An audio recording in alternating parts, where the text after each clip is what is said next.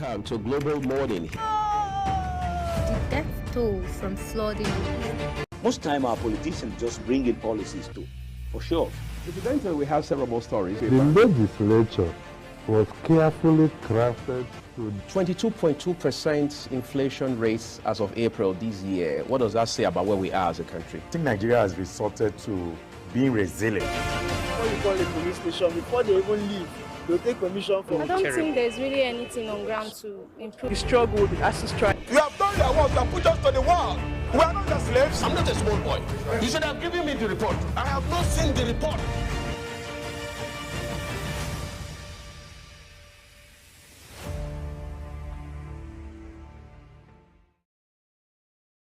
Thank God it's Friday, and yet again another Friday to get to you in the early morning at the early hours of the day. Don't forget that today is the 7th day of the month of June. I mean, our time really get to fly. The 6th month already of the year 2024. It has been a wonderful ride, and for us to get to complete the first 1 week of June means a lot. I mean, we should give thanks to our Creator, and for the fact that we should remain ever grateful for every day the life we get to experience. I mean, generally, being among the living is a privilege, and we shouldn't just take it for granted. We should at all time remain ever grateful. Some persons are still having very tough time right now, but I mean, irrespective of what you may be going through, it must be something that gives you joy, aside from the troubles, the challenges, and the many things you've been unable to achieve where you've already set out for 2024. I mean, it's gonna show up, it's gonna come up. You just have to remain resolute and have some resilient spirit, because it's very much achievable.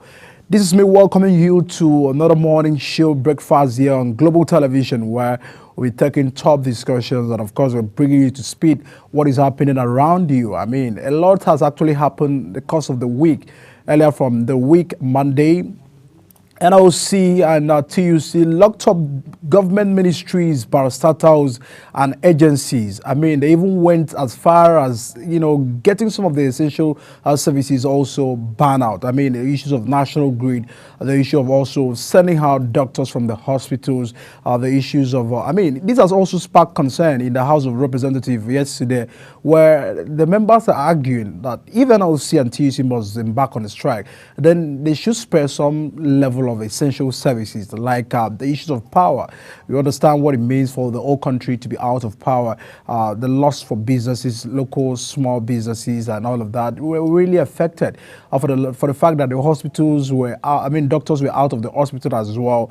You understand some patients who were at the hospitals, and at the very mercies of the doctors and the nurses who never had the opportunity to enjoy this care for the whole day. I mean, it was quite a very sad one, and irrespective of the fact that what they are demanding of is important, the members of House of Reps are arguing that there is a need and importance for them to spare some essential services so as to be able to have, a robust engagement away from letting people's life be at stake in the course of their demand. So, the course of the week has been very, very full. So we'll be taking a look at the fact that the coordinating minister of economy, have given the president some cost implication of what it means for the new minimum wage. There are speculations already that is over 105,000, but we're here to confirm that, and of course we'll bring that to speed and also give you perspective what it looks like if federal government get to pay 105,000 now.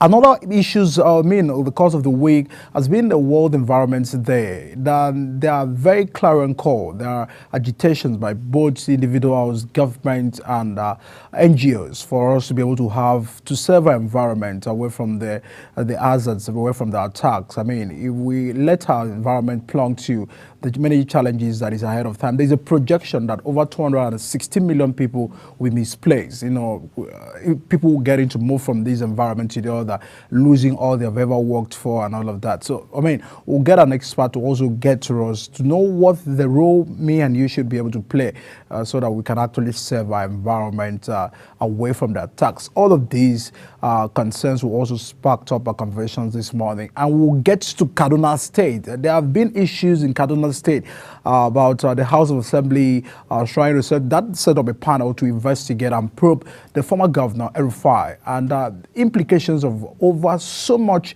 has been misplaced and not accountable for. The ones where we're not even saying that this was budgeted for.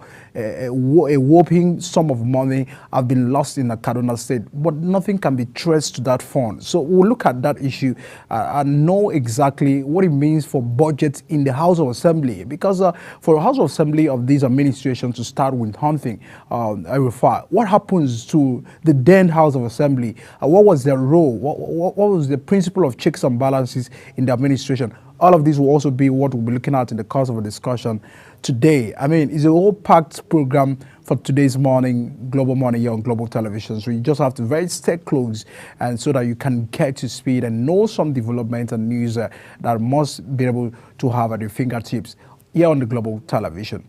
My name is Edikan Michael, and of course, I will not just be here alone. My colleague will be joining me so that we can get started for the show. Do stay with us.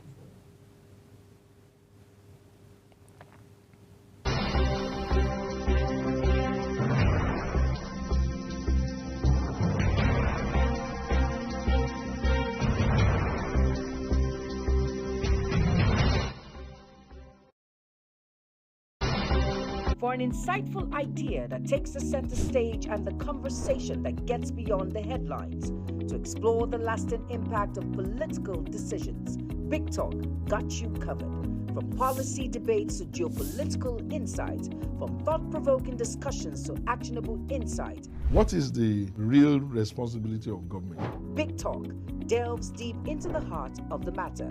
Join us weekdays on Global Televisions from 6:30 p.m. for a reverting journey into the heart of politics, where we dissect issues shaping our society.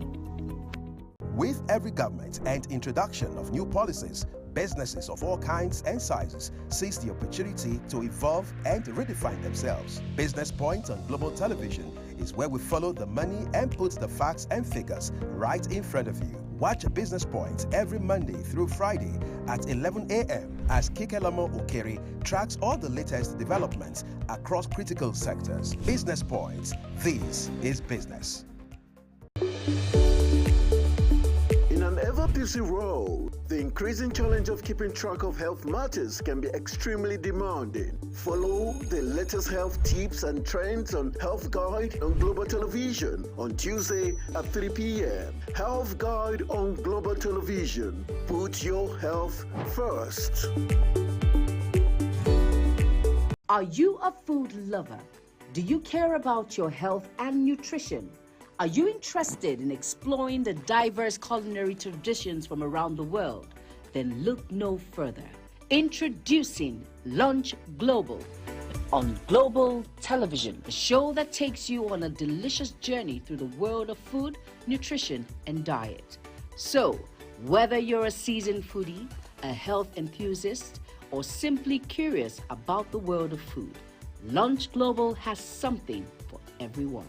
Tune in Mondays to Fridays and let your taste bud take you on a journey of flavor, culture, and discovery on Lunch Global. Bon appetit!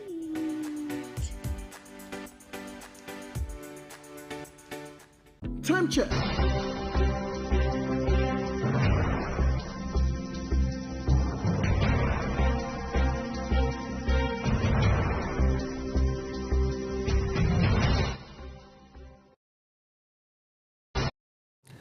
A lot to get started for the day, but a concern for what we earlier had on where the House of Representatives are still arguing that there is a need to spare some essential services at any time NLC want to go on strike again, because issue of national grid was somehow very important to you. Imagine the whole country was on a blackout, even the hospitals, I mean, about those that get to survive through oxygen and all of that. So all of these are major concern. Of course, I'm not just here alone this morning. Queen Agaba is already here in the studio to get us started and to add spices to the conversation over the course of the day. Good morning. Good morning, Mike. It's already another Friday. Yes, and we're here again. What are you anticipating for the weekend? For the weekend, I hope to get a lot of rest. Absolutely. Yes. And I hope the nature of your work doesn't require rest, so we have to plan we work all of the time. To plan to inculcate rest into your routines. Absolutely. And there's a whole lot of conversation going around during the course of the week that we're going to be highlighting, from the NLC strike that has now been suspended over negotiations with the federal government, to the issue of open grazing that we're going to be talking about today, and just a whole lot of conversation around President Tinubu's 1 year in office and after now, and lots of conversations, topical issues that we will be highlighting today. The issue of the NLC shutting down National Grid, like you mentioned, but thanks that the strike has been suspended. At that period, you know, we got to the streets and started talking to a lot of Nigerians who weighed in their opinions on the matter, and everybody, industry sector, felt the heat of, you know, that strike action.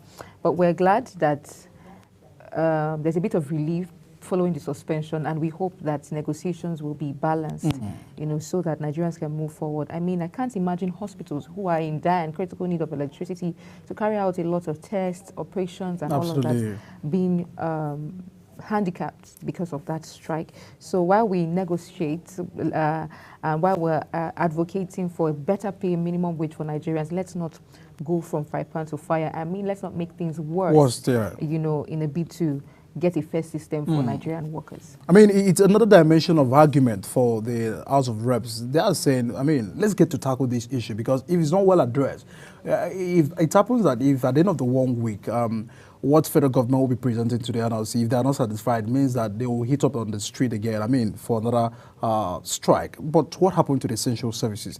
Can we drop a framework where anytime they want to strike, they can have an exemption, you know, for, this is so important, we can't touch this. Because if we look at the report that followed the issues of National Grid, it means that the Labour sent some persons to those stations, you know, they attack even the workers to leave the stations. I mean, it was more of leave the station, most of kind of resistant by even both the workers and all of that. And we are saying, can we have, you know, a very separate workers who may be in charge of such operations, so that at any time they want to strike, you know, people who are at the standby can be able to take on that duty, because just imagine the losses for businesses. I mean, the statistics that shows what Nigeria lost for that, it's quite very embarrassing, because he was trying to survive in an economy that is struggling, economy that is, you know, is like a babysitting, and a lot of local businesses and SMEs were really affected. So they're arguing, can we have a framework that can be able to permit some, you know, essential services to function anytime they want to strike? I think it's one thing that we should look into, yes, having a framework where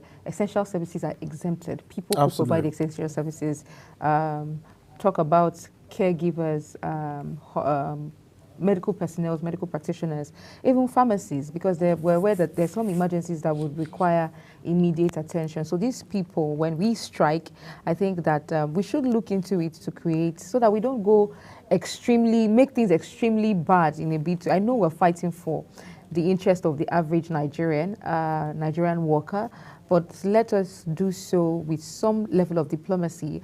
I mean, in terms of looking at the adverse effect of an outright strike on all sectors, cuts across all sectors.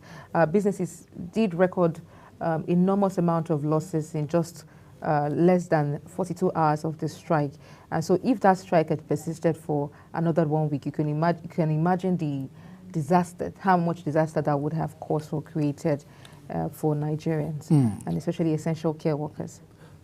A lot for NLC, a lot for issues of protest and the strike as well for Nigeria Labour and TUC. And for the new minimum wage, Secretary to the federal government is saying, I can't afford to pay my drivers 100,000. There are a lot of projection that, you know, 100,000 might be a bit of understanding to the economy right now, because 60,000 offered by the federal government is not realistic for Nigerian Labour.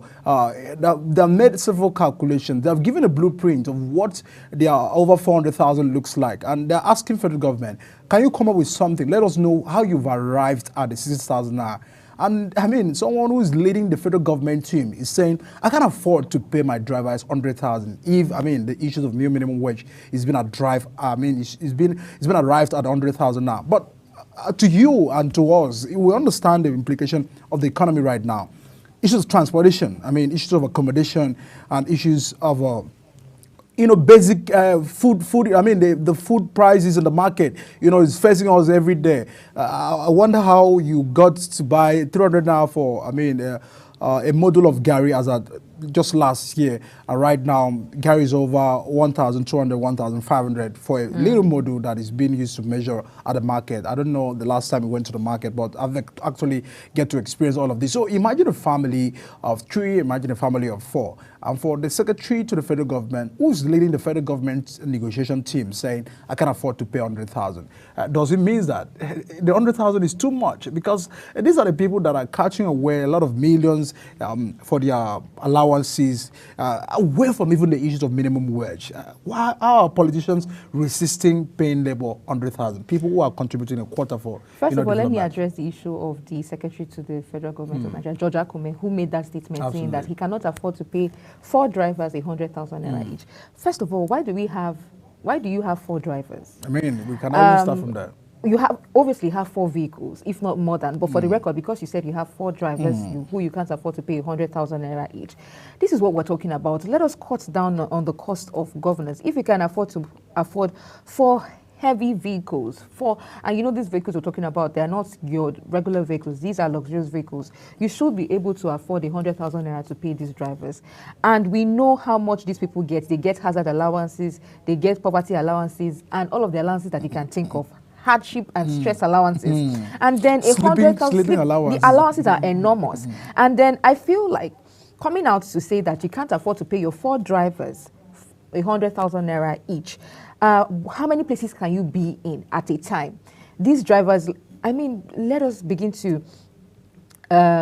look at the 100,000 naira cannot even do so much. Believe me, these drivers have families, they have needs, immediate needs, and we know how much officials spend daily. We know how much they earn, we know how much their allowances is or are, and then you come out to make a statement like you cannot afford to pay 4 drivers 100,000 naira each. This is where we go talking about the cost of governance. Why do you have 4 drivers? So we should be able to cut down on the need to have 4 drivers. Where we need to be strategic, because this is what we're talking about. We're talking about cost of governance. We're talking about how to be economical in this economy where we have to cut. Nigerians, believe me, Nigerians have had to cut down. They're telling us to cut down. They're telling us to manage. They're telling us to size patient. And then national example. Literally lead by example. Nigerians have had to, we've had to switch from eating foreign rice. There are a lot of people that did not even know how to eat local rice, but now they've had to, switch to local rice. Don't argue that there's no middle class again. Yes, is either you're at the top or you're at the bottom, literally. So where we say Nigerians have had to adjust painfully, and then when we see or hear leaders and public office holders make statements like this, it's disheartening. So let us, we understand that a lot of businesses may not be able to afford, that, but let us tailor. Let us cut down on our expenses, cut down on the cost of governance. Let us also try to adjust just the way Nigerians are adjusting. We need to see that on the part of public office holders as well, leaders and people like this. Some experts are even arguing, if you cannot get to pay that amount, why don't you fight inflation? Why don't you fight the issue of the economy? Because I understand that as of last year, bag of rice was 30,000 naira. It wasn't affordable, but it was a bit good than today that it's over 70,000 naira. So it means that as at that time, minimum wage of 30,000 naira could afford the bag of rice, which you are still operating under 30,000. So for you to understand, use that same yardstick of calculation. If you're arguing that you want to pay labor 60,000 naira, can the 60,000 naira afford the bag of rice as of today? No, absolutely not. So why don't you fix the cost in the market, inflation? The savings of subsidy, we haven't seen what it has been used for. They told Nigerian CNG bosses, yes, thanks to Wike and the FCT for giving some rails intervention for transporters in Abuja, but it's not enough. You still have to pay high for transportation of a very short distance where you used to pay 300 naira before, but right now it's over 500 naira and all of that. So these are what workers, and not just workers. Because I feel there is this misconception that what workers are demanding for is just for themselves. But I think this is something that is generally going to affect lives, because if there is an intervention, if the effects of the market economy is being addressed, the hits in the economy is being been addressed, it will generally calm down many situations.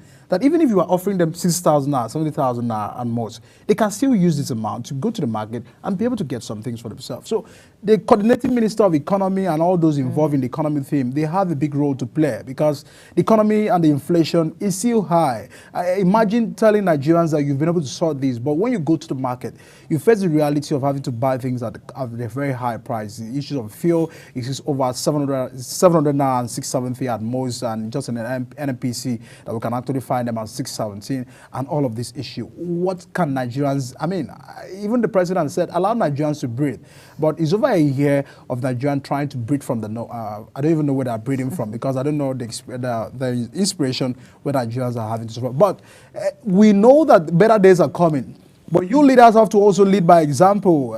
Cut down, your expenses. We've seen travels by ministers, we've seen travels by government appointees, and all of this is not encouraging Nigerians for the fact that Nigerians have to get to, tighten their seatbelt just to survive in the economy. What are you doing on your part to also contribute to the generality of our economy where you stop putting pressure on a naira? Because several times you see how these guys exchange dollars to naira, and then you begin to imagine who are those that are really using dollars. It's not a poor Nigerian that uses dollar. I mean, we've seen that in the market, there are no marketplaces where you have to use dollar to buy. So who are those that are using dollar? People that are traveling, people that are going on expensive trips, people who have properties to buy abroad and all of that. These are the people that are really eating up pressure, and they are those who have access to our treasury. So if all of this is not well addressed, Nigerians are the one, because when two elephants are fighting, it's the grass that gets to have the sufferings and felt the effect of all of this. But and let me add that Nigerians are not even just, like you rightly said, you clearly articulated this. Nigerians are not even just saying that increase salaries. If you speak to Nigerians, a lot of Nigerians in the streets and, Nigerians basically, they're saying that the prices of food items be regulated? We're not asking you. Someone even made a comment, I think it was on your program, where he says, I would rather have a 30,000 naira salary where I can buy a bag of rice for 15,000 naira, 20,000 or thereabouts, than have a 100,000 naira salary where I'm spending almost all of it trying to buy a bag of rice. So we're not even asking for an increase in salary when the equivalent is that all of those things cannot still meet your basic needs. What we're saying is make living affordable and meaningful for Nigerians. Don't increase the salaries. What's the essence of increasing the salary to 400,000 naira when the inflation rate is biting hard? At the end of the day, you have 400,000 naira in your bank account, but you can't do anything meaningful. You're literally living from hand to mouth, or it's not even enough to cover for your basic needs like transportation and toiletries and all of that. So what we are advocating for is that can the prices of food items be regulated?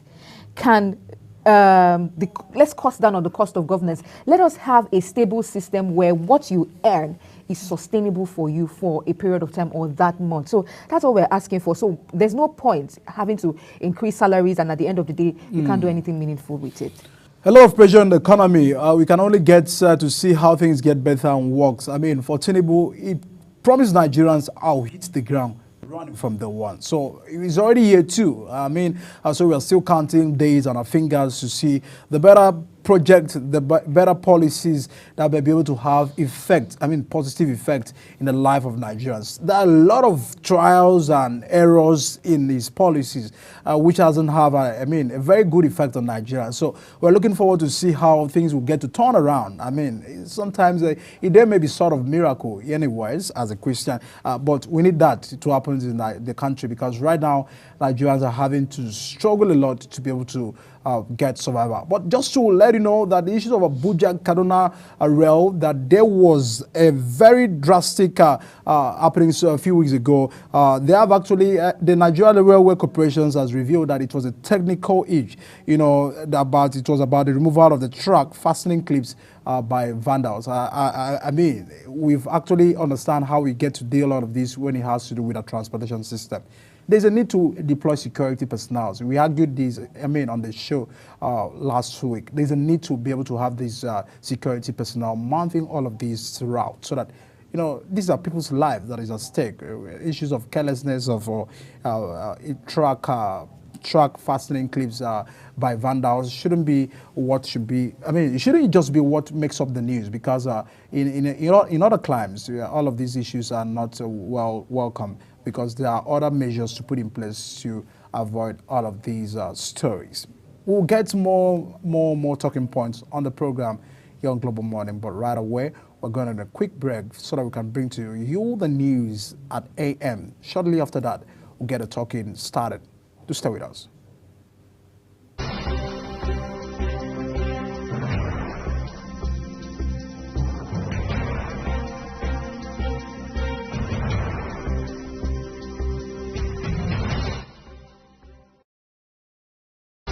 Hello and welcome to Business Report on Global Morning. As Nigeria grapples with various economic challenges, the Naira depreciation poses further complication for policymakers and business alike. The currency instability has led to increased costs for imported goods and services, which in turn is driving inflation higher. However, the Central Bank of Nigeria and the government have been making efforts to boost forex liquidity in the market and the value of Naira. The Apex Bank has maintained a tight monetary policy stance to manage inflation and stabilize the Naira. The Naira depreciated to its lower level in 3 weeks on the official market, closing at 1,488 Naira to a dollar. The Naira experienced a 0.78% drop from the previous day on the NAFEM window, according to the data from FMDQ Security Exchange. Aside from the dip in value, the foreign exchange turnover rate today was reported at $205.43 million, a 13.32% decrease compared to the previous day. This drop in the forex turnover rates, coupled with the Naira depreciation, may signal a potential lack of confidence among traders and investors in the currency stability.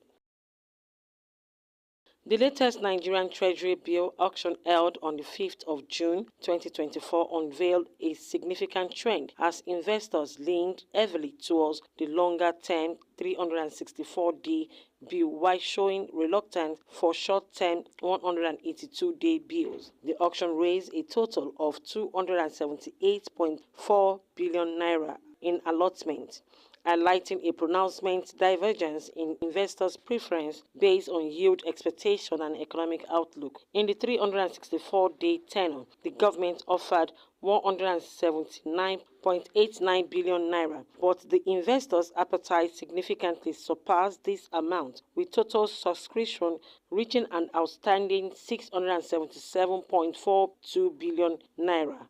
This overwhelming interest led to an allotment of 264.54 billion naira at a stop rate of 20.67%. The bid range for this tenure was between 16.4% and 25.0%, reflecting a strong demand for the higher return over the longer investment period. The higher subscription level for the 364-day bill affirmed a prevailing sentiment among investors seeking to secure their fund in no longer-term investments that offer a higher yield. This shift can be attributed to expectation of stable or possible increased interest rates in the near future. Investors are evidently looking to maximize return in an environment where the outlook for short-term gain is less favorable. The Acting Director General of Security and Exchange Commission, Dr. Emomotimi Agama, has urged the Association of Security Dealing Houses of Nigeria (ASHON) and other key stakeholders in the capital markets to collaborate with Commission in addressing the substantial issue of unclaimed dividend, which currently stand at the staggering 190 billion naira. During a meeting with ASHON held in Abuja, Agama described unclaimed dividend as a monster in the capital market that requires immediate decisive action. According to a statement from the Commission, he emphasized the need for swift measures to tackle this issue alongside other market-related challenges. The Acting Director General further emphasized that the Commission will address these challenges in the shortest time possible and invited ASHON to submit practical proposal on how to reduce the current level of unclaimed dividend. The SEC boss pledged to give their best effort to eliminate all forms of infraction in the market, work towards broadening the market for overall benefit of the economy, and achieve such.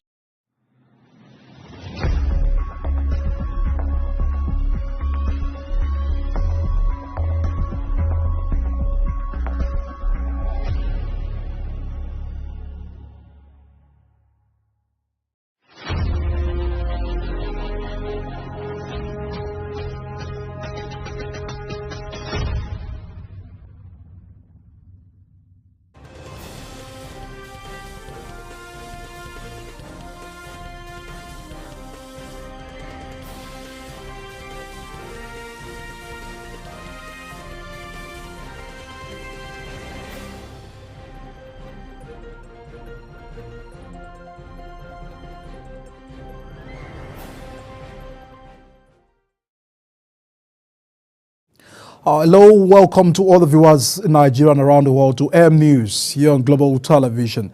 We're live in the nation's capital, Abuja. I am Edikan Michael. The presidency has denied reports making the rounds that the Minister of Finance and Coordinating Minister of Economy, Wale Edun, are the federal government's negotiating team proposing 105,000 naira as the new minimum wage. Special Advisor to the President on Information and Strategy, Bayo Onanuga, discloses on his X account and stated that the minister and his team met the president yesterday but did not disclose the outcome of the meeting.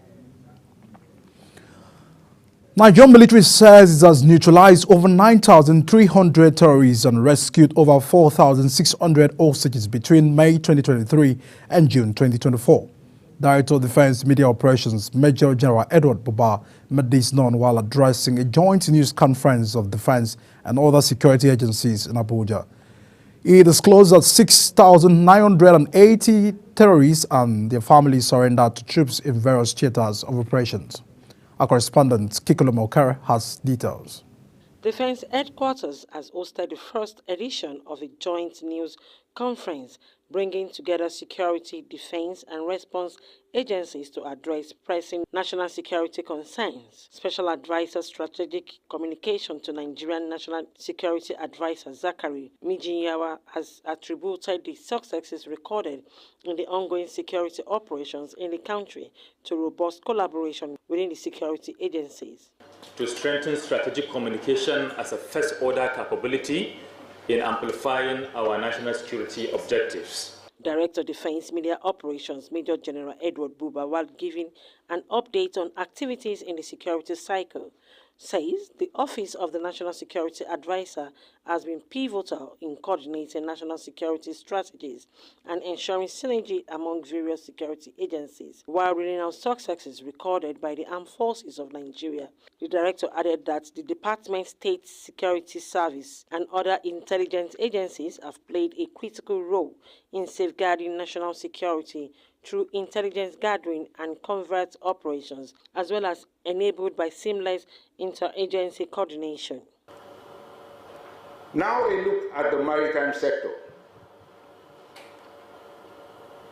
The operations yielded significant successes, including recovery of arms and ammunition and arrest of violent extremists. Notable achievements within the period include the prevention of oil theft. Indeed, troops operations denied the oil theft of over 91 billion naira within the period. Speaking of the achievements of the Nigerian Police Force and other law enforcement agencies, General Buba explained that they have undertaken significant reform and operation to enhance public safety. It's an agency of government that is interested in the protection of the state and the citizens. We will work with other agencies and in fact the military and security agencies to ensure the safety of our personnel and staff of our armed forces. And we call on Nigerians to please love, respect our armed forces and security agents. Work and form a formidable network to tackle some of this. Because if we tackle the problem in Federal Capital Territory, and we don't tackle this problem in these neighboring states, we have not done anything. So all these things are being put in place to sustain the fight against some of these crimes and criminality within the Federal Capital Territory. According to the security agencies, the briefing indicates a commitment to enhance cooperation and strategic planning to safeguarding national security. Kike Lomo Okeri, Global Television News.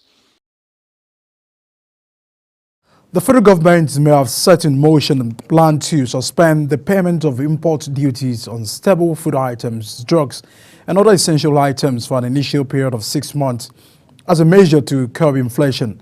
This was contained in an executive order expected to be issued by the president titled Inflation Reduction and Price Stability Fiscal Policy Measures Order 2024. The document did not include the signature of the president but had been scheduled to be signed in April. The House of Representatives has resolved to investigate the alleged fraudulent allocation of title documents to some real estate developers before the appointment of Nyesom Wike as Minister of Federal Capital Territory.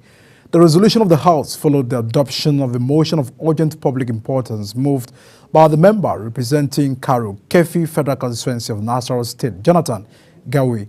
Gawi, a member of the Social Democratic Party, noted that before the appointment of Wike by President Bola Tinubu in August 2023, several title land documents in the FCT had allegedly been issued to some real estate developers in a highly suspicious manner. Away from that, the Federal High Court hearing a case against the reinstatement of Emir Muhammadu Sanusi II by the Kano State Government has fixed date in June 2024 to decide whether it has jurisdiction to continue with the case or not. The court, presided over by Justice Abdullahi Liman, adjourned to rule on the matter following a heated argument between counsel in the matter. The applicant, Sakin Dawaki Baba of the Kano Emirates, Aminu Baba, had approached the court seeking his fundamental human right, and that the court should restrain the respondent from enforcing, implementing, and operationalizing the repealed law. Arewa Chief Magistrate Court sitting in Osobo, Osun State Capital, has sentenced the former local government chairman Tajuddin Babatunde to 4 years imprisonment for offences bordering on conspiracy, malicious damage, and arson. Babatunde had previously served as caretaker chairman of Iwo West Local Government Council Development Authority. Babatunde and 5 others were arraigned on 4 counts bordering on conspiracy, malicious damage, and arson. They were found guilty on all the counts and subsequently sentenced to a 4-year jail term. The presidency has vehemently rejected what it called rumors and speculation that it plans to reinstate fuel subsidies, reiterating its commitment to the removal of the long-standing petrol subsidy regime. The rejection came after leaked draft policy documents sparked widespread discussion and reports suggesting the government could reintroduce fuel subsidies amounting to 5.4 trillion in 2024. Away from that to the transportation sector, the Nigerian Railway Corporation has revealed that the technical hitch experienced on the Abuja-Kaduna train route was due to the removal of the track fastening clips by vandals. A statement signed by the Deputy Director of Public Relations, Yakubu Mahmood, explained that the vandals had removed the track fastening clips, which led to the derailment at Asham Railway Station in Kaduna State. However, the management remains resolute towards ensuring the safety of valued passengers and the entire system. Operative of the National Drug Law Enforcement Agency, NDLA, has arrested 4 intending pilgrims to Saudi Arabia with cocaine consignment in Lagos. Head of media in the agency, Femi Babafemi, said its operative had raided Emerald Hotel, Ladipo, Oshodi, Lagos State on June 5th, noting that intending pilgrims were caught in the act of ingesting wraps of cocaine ahead of their flight to the Holy Land.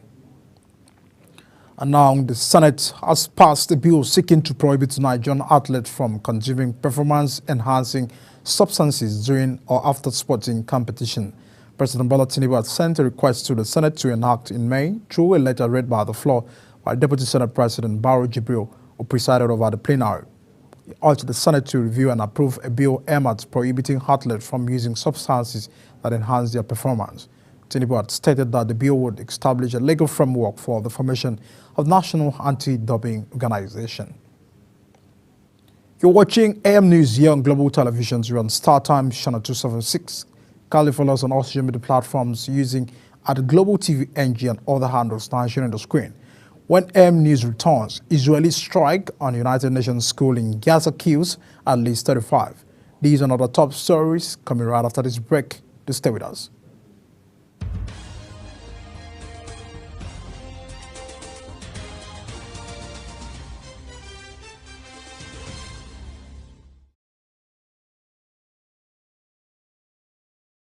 For an insightful idea that takes the center stage and the conversation that gets beyond the headlines, to explore the lasting impact of political decisions, Big Talk got you covered. From policy debates to geopolitical insights, from thought-provoking discussions to actionable insight. What is the real responsibility of government? Big Talk delves deep into the heart of the matter. Join us weekdays on Global Televisions from 6:30 p.m. for a reverting journey into the heart of politics, where we dissect issues shaping our society.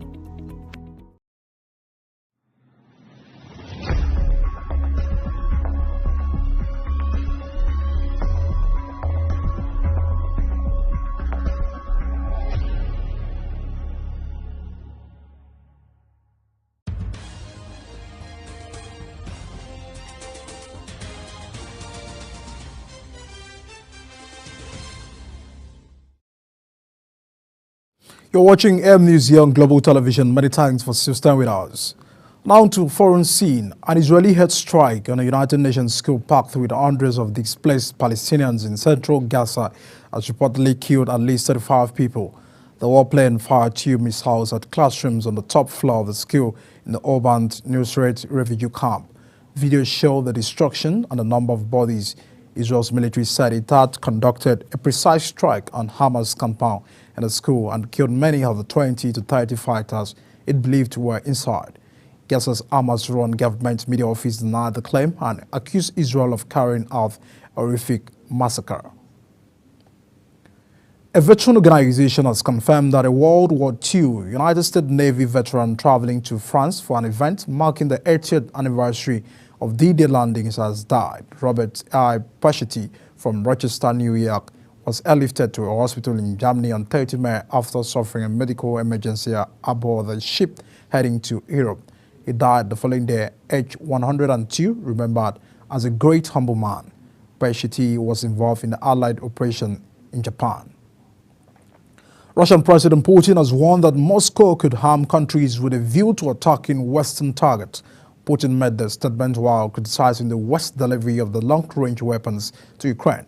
Several countries, including the United States, have given Ukraine a green light to strike target inside Russia.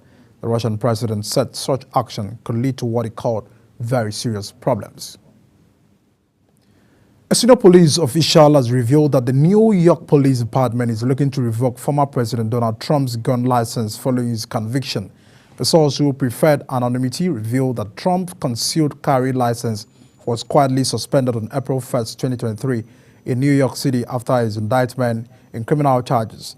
Donald Trump was found guilty by a New York jury of falsifying business records to cover payments made to a porn star ahead of the 2016 presidential election, making him the first former American president to be convicted of a crime.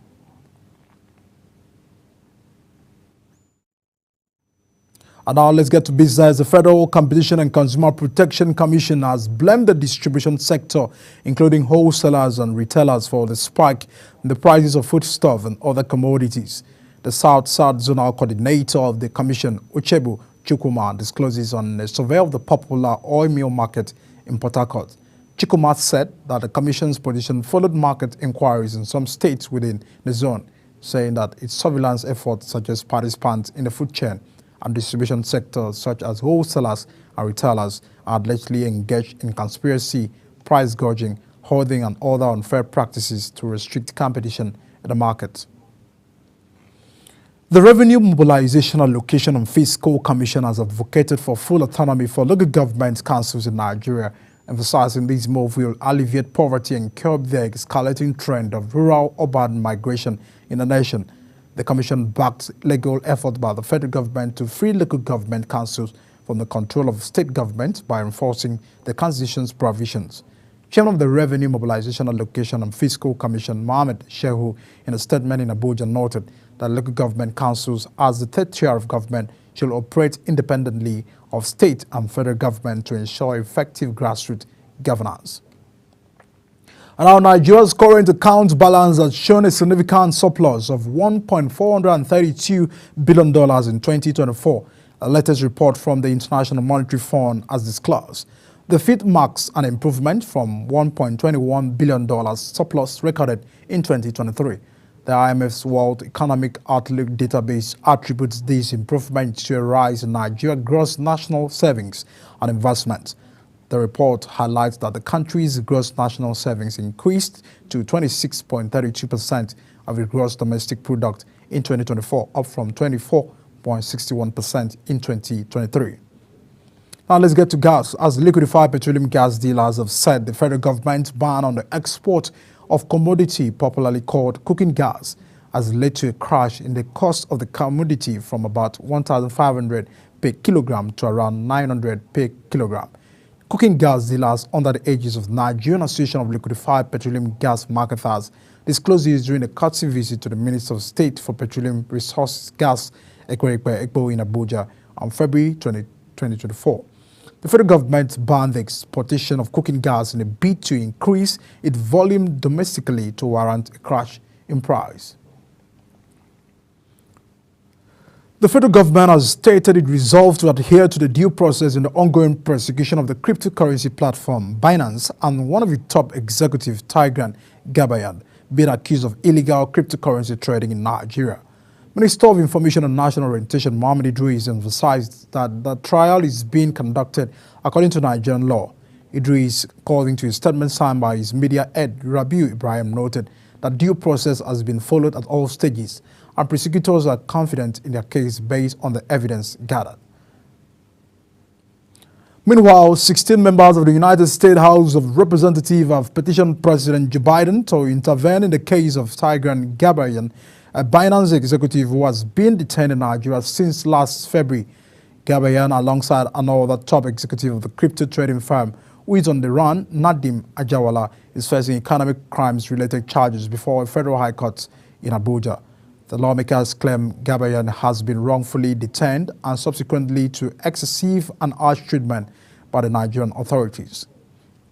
Now to sports highlights, the invitation of Turkey-based versatile winger Ibrahim Olawoyin for the 2026 World Cup qualifying Group C fixtures against South Africa and Benin Republic could be Finidis George's first masterstroke as head coach of the Super Eagles. This is based on the outstanding qualities of Rita Sportman, who was handed a late call-up at the replacement of Nathan Teller after the Bayer Leverkusen star executed himself from both matches due to family concerns. Olawoyin, 26, has been a star actor for Rizspor since joining them from Ankara in January, netting 3 times and rendering 4 assists in the interim start of 15 matches in the second stanza of the season. Now to CAF, the Confederation of African Footballers now reports that the 2025 Africa Cup of Nations will be held in Morocco, which has been postponed. This is a wake of viral reports claiming that the body had pushed the tournament forward by 6 months to the start of 2026 due to a clashing timeline with the expanded 32-team FIFA Cup World Cup, which will be held in the United States from June 15 to July 13, 2025. Reports on AFCON 2025 are untrue. The CAF Executive Committee will meet, deliberate, and make a decision on the AFCON 2025 date, and CAF will thereafter issue an official statement on the matter. They said this via their X handle. Anthony Joshua is set to get a shot at becoming the undisputed heavyweight champion by facing the winner of the rematch between Tyson Fury and Alessandro Usyk. Joshua, who last fought in March when he brutally knocked out Francis Ngannou in Saudi Arabia, is expected to take on Daniel Dubois in September at Wembley Stadium. As we wrap up the Global Helm News, let's take a look at a quick major stories. Minister of Finance Wale Edun has presented a new minimum wage template to President Tinubu. Presidency has maintained that full subsidy payment has been abolished, insisting leaked documents are unofficial. On the foreign scene, we told you Israeli strike on United Nations school in Gaza has killed at least 35. And in sport, Fulham have confirmed a debut Chelsea deal. And that's a package on M News here on Global Television. We're on Star Times, Channel 276. Kindly follow us on all social media platforms using Global TV NG and all the handles now shown on the screen. I am Deacon Michael. Many time for watching. See you shortly.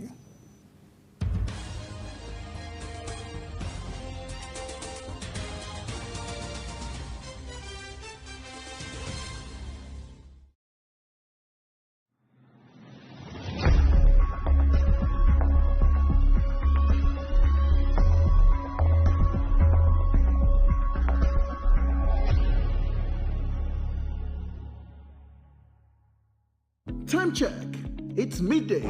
Then it's Midday Discourse. Midday Discourse is a program that covers trending local and international news, current issues, and human-related topics. Join Samuel Odi weekdays 1 p.m. on Global Television. The discussion starts here.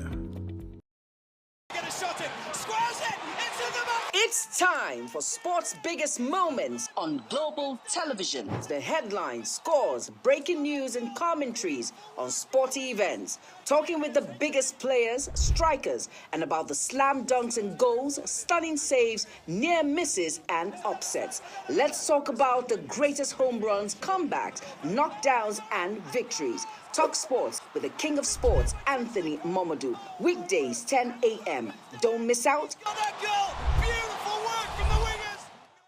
Is the desk on Global Television? Nigeria. Come join Anthony Momadou on television's most compelling and facts-finding talk live show.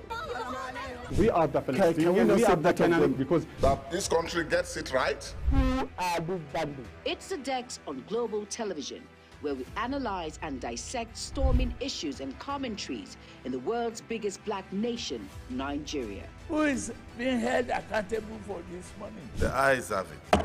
We stay and decide policies and reforms on the Dex. Tune in Mondays to Fridays, 5 p.m. to 6 p.m. on Global Television. Let's stay on the Dex.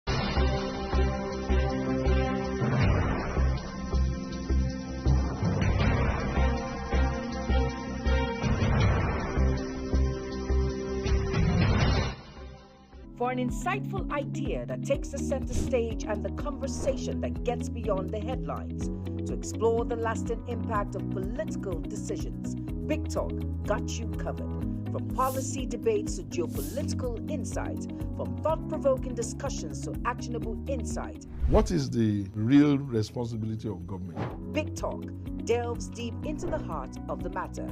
Join us weekdays on Global Televisions from 6:30 p.m. for a reverting journey into the heart of politics, where we dissect issues shaping our society. With every government and introduction of new policies, businesses of all kinds and sizes seize the opportunity to evolve and redefine themselves. Business Point on Global Television is where we follow the money and put the facts and figures right in front of you. Watch Business Point every Monday through Friday at 11 a.m. as Kikelamo Okeri tracks all the latest developments across critical sectors. Business Point. This is business. In an ever-busy world, the increasing challenge of keeping track of health matters can be extremely demanding. Follow the latest health tips and trends on Health Guide on Global Television on Tuesday at 3 p.m. Health Guide on Global Television. Put your health first. Are you a food lover? Do you care about your health and nutrition?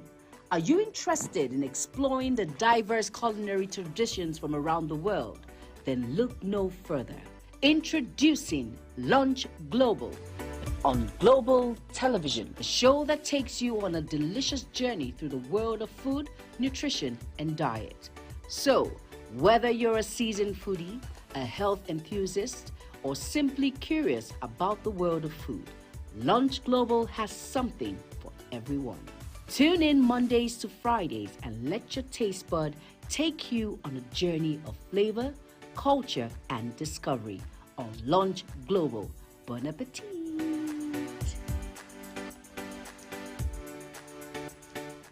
Time check. It's midday.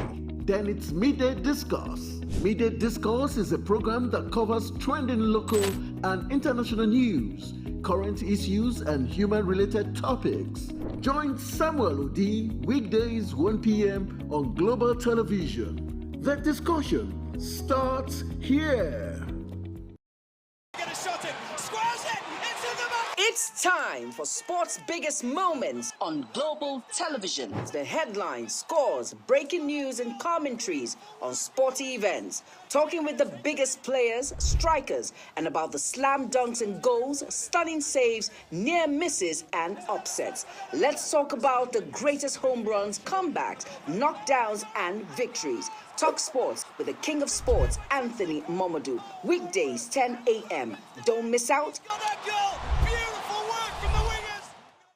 Is the desk on Global Television? Nigeria. Come join Anthony Momodu on television's most compelling and facts-finding talk live show. We are the Palestinians. We are the Canaan because that this country gets it right. It's the Dex on Global Television, where we analyze and dissect storming issues and commentaries in the world's biggest black nation, Nigeria. Who is being held accountable for this money? The eyes have it. We stay and decide policies and reforms on the Dex. Tune in Mondays to Fridays, 5 p.m. to 6 p.m. on Global Television. Let's stay on the Dex. For an insightful idea that takes the center stage and the conversation that gets beyond the headlines, to explore the lasting impact of political decisions, Big Talk got you covered. From policy debates to geopolitical insights, from thought-provoking discussions to actionable insight. What is the real responsibility of government? Big Talk delves deep into the heart of the matter. Join us weekdays on Global Televisions from 6:30 p.m. for a reverting journey into the heart of politics, where we dissect issues shaping our society. With every government and introduction of new policies, businesses of all kinds and sizes seize the opportunity to evolve and redefine themselves. Business Point on Global Television is where we follow the money and put the facts and figures right in front of you. Watch Business Point every Monday through Friday at 11 a.m. as Kikelamo Okeri tracks all the latest developments across critical sectors. Business Point. This is business. In an ever-busy world, the increasing challenge of keeping track of health matters can be extremely demanding. Follow the latest health tips and trends on Health Guide on Global Television on Tuesday at 3 p.m. Health Guide on Global Television. Put your health first. Are you a food lover? Do you care about your health and nutrition? Are you interested in exploring the diverse culinary traditions from around the world? Then look no further. Introducing Lunch Global on Global Television, a show that takes you on a delicious journey through the world of food, nutrition, and diet. So, whether you're a seasoned foodie, a health enthusiast, or simply curious about the world of food, Lunch Global has something for everyone. Tune in Mondays to Fridays and let your taste bud take you on a journey of flavor, culture, and discovery on Lunch Global. Bon appetit!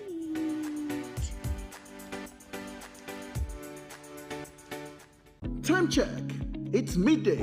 Then it's Midday Discourse. Midday Discourse is a program that covers trending local and international news, current issues, and human-related topics.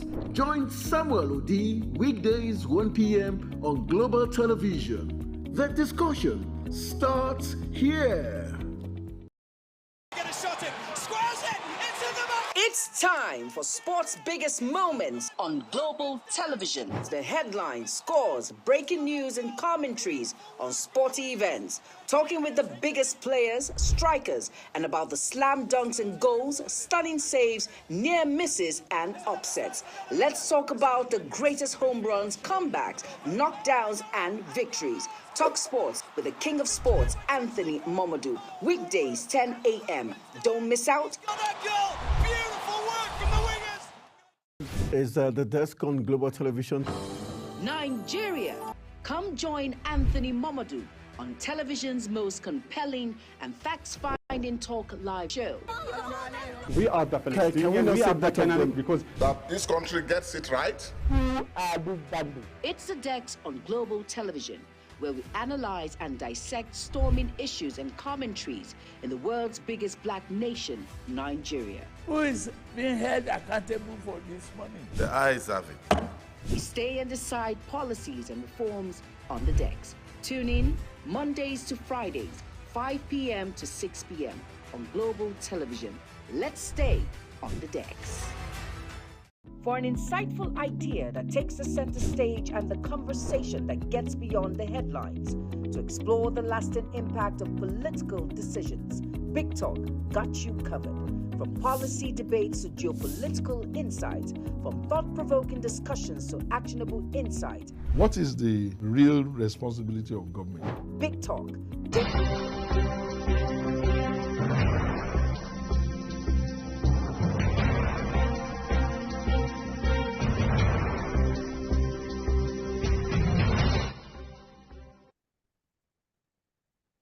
The time is for still stay with us here on the morning program Global Morning on Global Television. Let's take a look at the fact that there is a move by the Senate to ban open grazing, which has actually scaled second reading. Attention ran high as the bill to ban open grazing passed second reading at the Senate on Wednesday. The legislative session was marked by heated debate and strong emotions reflecting the contentious nature of the proposed law. If enacted, this bill will finally prohibit open grazing nationwide, aiming to resolve the long-standing conflict between herders and farmers. The bill is sponsored by Senator Titus Zamt, representing Benue Northwest, which outlines specific regulations for the establishment and management of ranches, promoting best practices and mitigating dispute between herders and farmers. My guest will be joining us via Zoom this morning to get us understand better this move. John Ochayi is a public affairs analyst and economic analyst. Of course, joins us via Zoom to make some comments surrounding this move by the Senate. Just remaining one other reading, this might get across to be a law. To us, we understand we've been having these issues of herders and farmers, and most of the times many families have lost their loved ones in the course of farming and having to clash with herders. How do we get to put a stop to this? Would this bill be a way forward to resolve and marry these interests by both the fact that the herders, predominantly over decades, have always been moving from one place to the other due to the nature their cattle. And several times they have been moved by both the state government to see how they can resolve this issue. We have other sad stories and commentaries surrounding this issue, which we'll get to know better and know if this move by the Senate is a way out of all of this. Good morning, Mr. John, and good to have you on the program. Good morning. Many thanks. I can hear you very well. And now let's get started. Give us an understanding of what it means for us to have herders, getting to operate openly as the move by the Senate is already ongoing right now. Once more, good morning to everyone in the studio, and good morning to our viewer out there. Very quickly, the bill that is being passed now is a welcome development, because the issues of the herder and farmers clashes is an issue that have been lingering for a very long time. Life have lost, many people have died, and a lot of encumbrances have hovering over around it. And it is a high time for the federal government, through the Senate, a lawmaker, to enact a law that will cushion that conflict between the herders and the farmer. I was watching a video last night where cattle railer, the herders, took their cattle to someone's farm, ate all the crops. And you know what that means? For someone to farm, waiting for the harvesting time to come, and at the same time, to get to the farm, he cannot have access to his farm because the herder have taken over the farm. It's quite ungullible, it's quite unacceptable. I will look at it from the holistic perspective. It's perspective whereby we have to look at it from the point of law and the generality of Nigerian and experiences we have had over time, and what we should do to cushion that effect, just right, as you rightly said, in Nigeria, to bring a lasting solution. I think the bill is timely because we needed that bill without being partial. We needed that bill for Nigerian because one part of the society cannot be outshining the law. One set of the society or one part of the country cannot be abusing another part of the country and say it is fine. When you look at Indonesia, when you look at the countries of the world, they have micromanaged by, creating an avenue where people are no longer doing open grazing. Herders are no longer doing open grazing. They will build the ranches, the cow will be healthy, and even the milk from the cow will be healthy, and the cow will be stationed in a particular place so that it will not infringe in a civilized society like ours, such as Nigeria as it is right now. We have metamorphosed from the hour and the time that we are supposed to be grazing openly. I think it is a high time for us to build ranching all over the country and migrate these herders to ranching, and then be able to, create a community for them and able to give them a proper orientation and move them from this backward age to the new age that is, cool and okay for Nigeria. Thank you very much, Mr. John Ochai. We see that one of the senators, Senator Alero, made a statement where he says that cows are citizens of Nigeria and they must be protected. But we've gotten a lot of reactions from a lot of senators who have come to say that, you know what, cows are not citizens of this country, you know, they are not humans particularly. So, but this can tell you the sort of orientation that and priorities that is placed on cows over humans, over the lives of herders and, you know, farmers, I beg your pardon, especially in the north, as we see with open grazing. What do you make of that situation and that statement, and to what extent do you think that the privilege is given to herders should go for?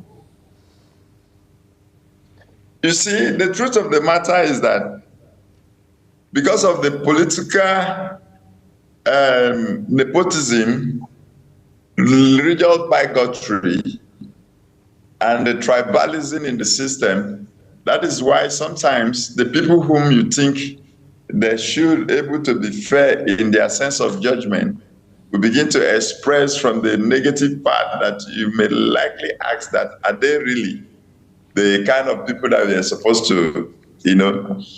You know, in Benue State, scores of people has been displaced. A lot of people have been killed. The same thing in Adamawa, the same thing in Plateau, the same thing in Kogi, the same thing in Niger. When you look at the number of human beings that have lost their life, and then when you see a sitting Senate president coming to express such a view from his own perspective and opinion, you begin to ask yourself a question. I think we don't practice our civilization from this part of the world. Most of the things we do, including our government of the day, is a borrowed. Our information that we are building on the existence today is borrowed. I could remember we have a state. Yes, the law gives us the privilege to live in any area of the state where we are privileged to stay. But it does not give you edge over the people in that community because we live in a communal settlement. Then imagine a certain set of tribe who leave their own part of the community, go to another certain tribe community and begin to graze in their land without the permission. And that will trigger a conflict. So we are tired of Boko Haram, we are tired of banditry, we are tired of kidnapping. And then when you bring, it is also unacceptable. I think the lawmakers should not be micromanaged because of the tribalism. They should try as much as they can to enact a proper law. Cows are being managed. If you go to China today, China created a ranchi, and in between the ranchi is even in the forest where they build solar panel, and then, you know, under the solar panel, they were able to, you know, build the farm grasses and push their cow and fence the environment, and then the cow can be moving within the fence. They have enough good grass they can eat, and they will still move. Why would we be in this 21st century? We'll be moving from Karanamuda, heading back to Lagos, or when it is dry season, you move from north to the south, and when it is rainy season, you move all the way from the south to the north. In this 21st century, moving for almost 800 kilometers to get to your destination. In 3 months, you are still on the road, moving from one community to another community. In this 21st century, it is not acceptable. I think the cow can even be more healthy when they are in the ranch, when they are well fed. We are in the age of technology. We are in e-commerce, and under the e-commerce we have e-channel, but we are even moving from e-channel to AI, where machine is taking over an affair of the thing and is giving complementing human understanding and knowledge. Why can't you improve on technology? If the federal government have the capacity to improve on technology, and the technology will aid the environment, the technology will aid the cow, the technology will improve even on the health of the cow, where the vet will also come in to do to practice their profession very well on the aspect of veterinary, that will give a proper understanding on how they will be able to give them orientation to manage how to take care of the cow very well. Not that we will come and every time we look at the truth, we look at what we are supposed to say, we knew the truth, we know that yes, the right thing is at the corner, but we will just carpet the right thing and begin to chase shadow because of the interest that we have.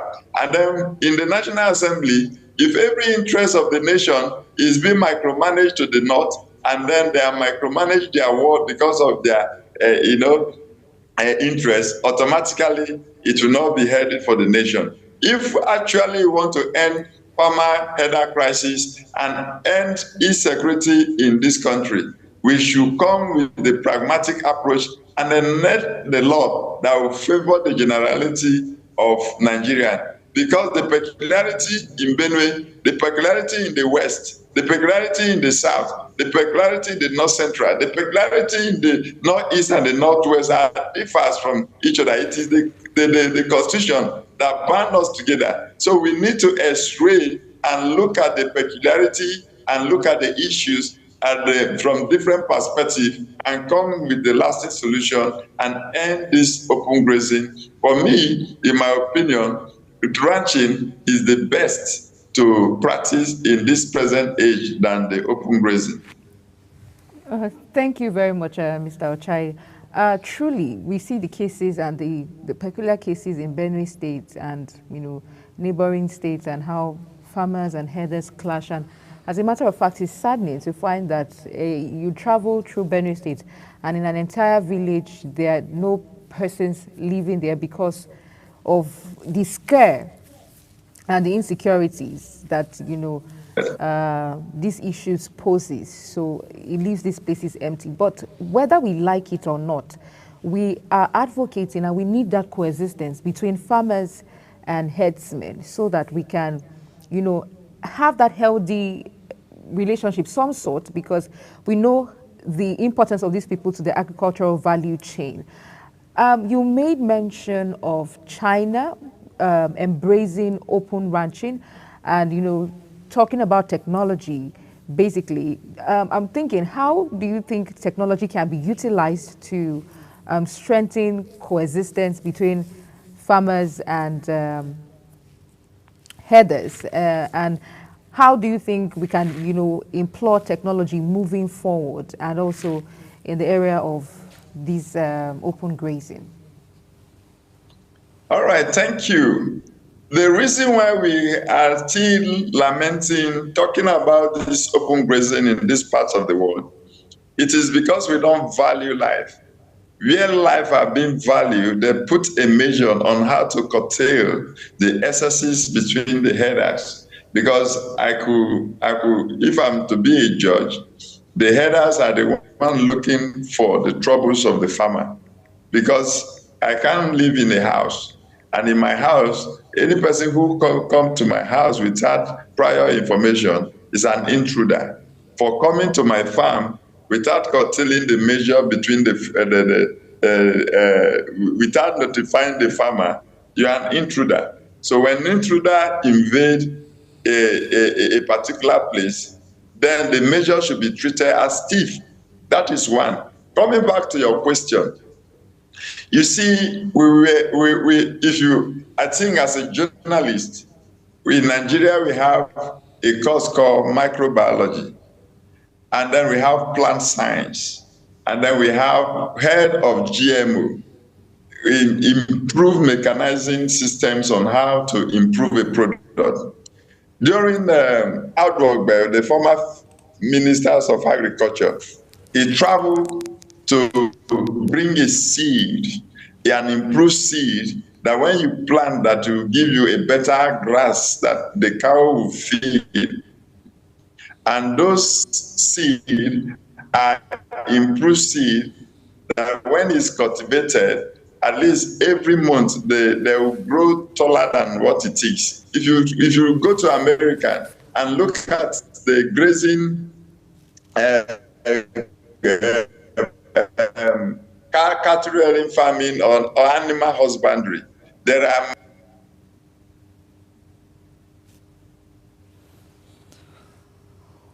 All right, so we'll get more conversations and contributions regarding the issues of open grazing in Nigeria and how we can be able to resolve the issues between the farmers and herders. And of course, Mr. John was given an insight regarding that. 90% of those who are practicing these are Fulani. Report shows that. And these are the people that the ratio of illiteracy is actually high. And they may not be able to understand what it means. For them, it has been what their grandparents, their parents, many generations have practiced over time. So it has been like an occupation for them, like a family occupations and all of this. So for us to be able to see how we can conscientize them, there's some argument that they can probably replace some of the breed of the cattle that, because there's some breed of the cattle that probably may be able to resides around one circle and not really necessarily moving around. So when I get Mr. John is back, I want to know his take on that. There are arguments that can they change the breed of the cattle that they get to move around and all of that, which is actually having a negative impact in the environment and probably dangerous, to reside in some communities. Mr. John, good to have you back on the show. Give us an understanding about the argument that if there can be a move to replace some of the kind of breed of the cattle they are using or they are getting to move from place to place. All right. Yes, the cattle can be replaced, but one of the things that you should understand, a culture is very hard to replace. And because they are used to certain cattle breed that are fit, that suit to their own kind of a lifestyle, they wouldn't want to change the type of the breed that they have right now to the modern breed, because they will tell you, changing from that to get used to the one that have not, how do they be able to manage it? Until you have to give them a proper orientation towards the new breed that you are introducing to them. So that is one of the challenges that we pause for a while. Because for you to change someone of the orientation, you grow to adapt to a new adaptation.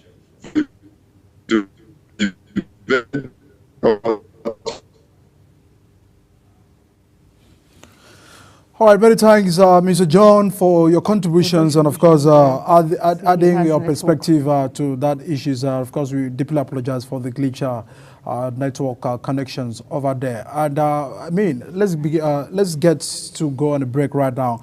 And once we return, we'll get a look at what the major newspapers are saying this morning so we can get some more talking points. Heritage Bank customers are quite being scared due to the recent news on the CBN revoking of the license and all of that. Issues of those who have more than 5 million naira, have a more concern. And many Nigerians are actually worried about how the bank will get to revert back their funds. Our legal practitioner on the regular show will be here to give us an understanding better on that move by Heritage Bank and NDIC and the Central Bank of Nigeria.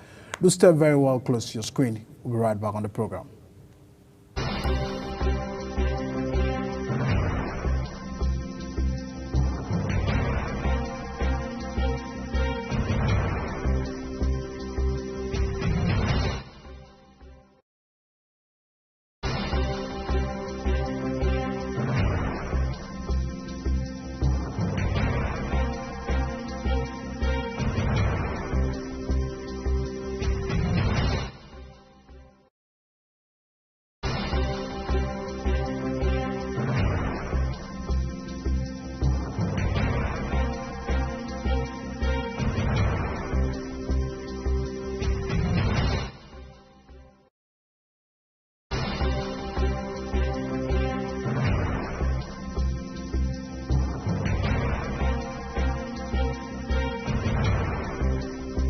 for an insightful idea that takes the center stage and the conversation that gets beyond the headlines, to explore the lasting impact of political decisions, Big Talk got you covered. From policy debates to geopolitical insights, from thought-provoking discussions to actionable insight. What is the real responsibility of government? Big Talk delves deep into the heart of the matter. Join us weekdays on global televisions from 6:30 p.m. for a reverting journey into the heart of politics, where we dissect issues shaping our society. With every government and introduction of new...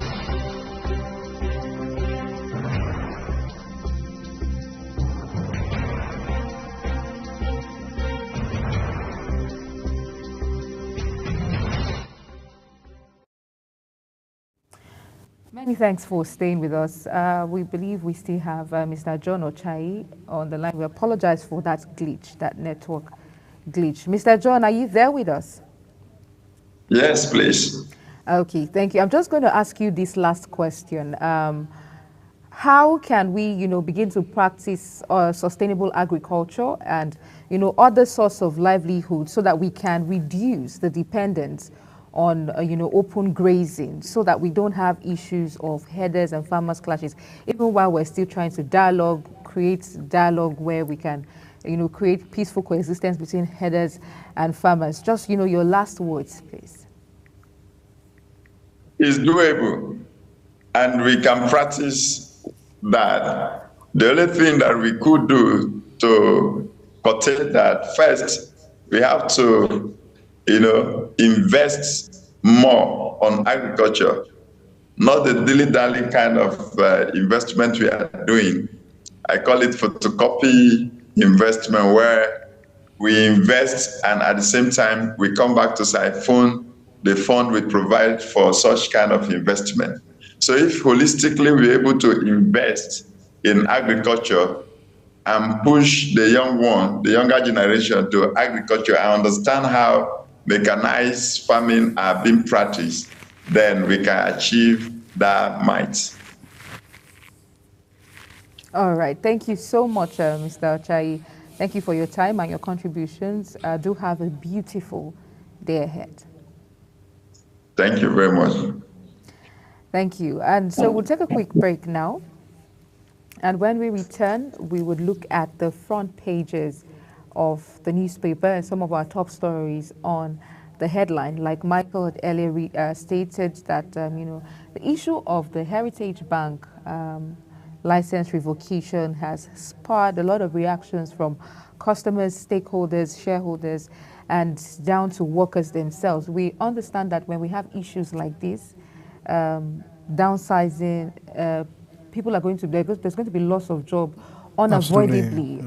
What is the fate? These are some of the things that happens, and then we begin to wonder if there are certain considerations that should have been made before the revocation of licenses as to an alternative to the welfare of those bankers from Heritage Bank, shareholders and stakeholders, as well as customers as well. What becomes their fate? Well, Archie Bong will be here to take us through that journey and tell us about the legal implications. We'll be right back. The enmity.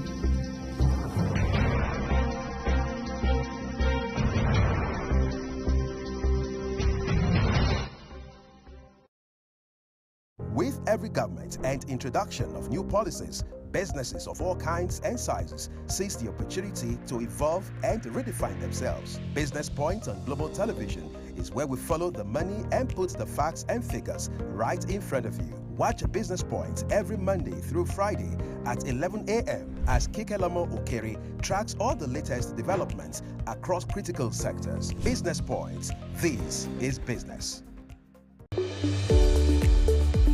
In an ever-busy world, the increasing challenge of keeping track of health matters can be extremely demanding. Follow the latest health tips and trends on Health Guide on Global Television on Tuesday at 3 p.m. Health Guide on Global Television. Put your health first.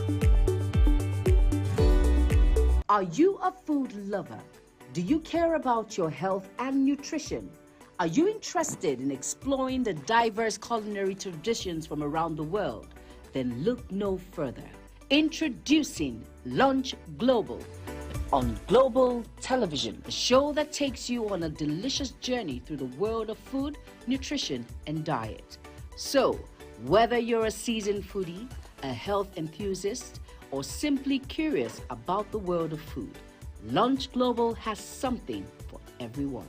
Tune in Mondays to Fridays and let your taste bud take you on a journey of flavor, culture, and discovery on Lunch Global. Bon appetit!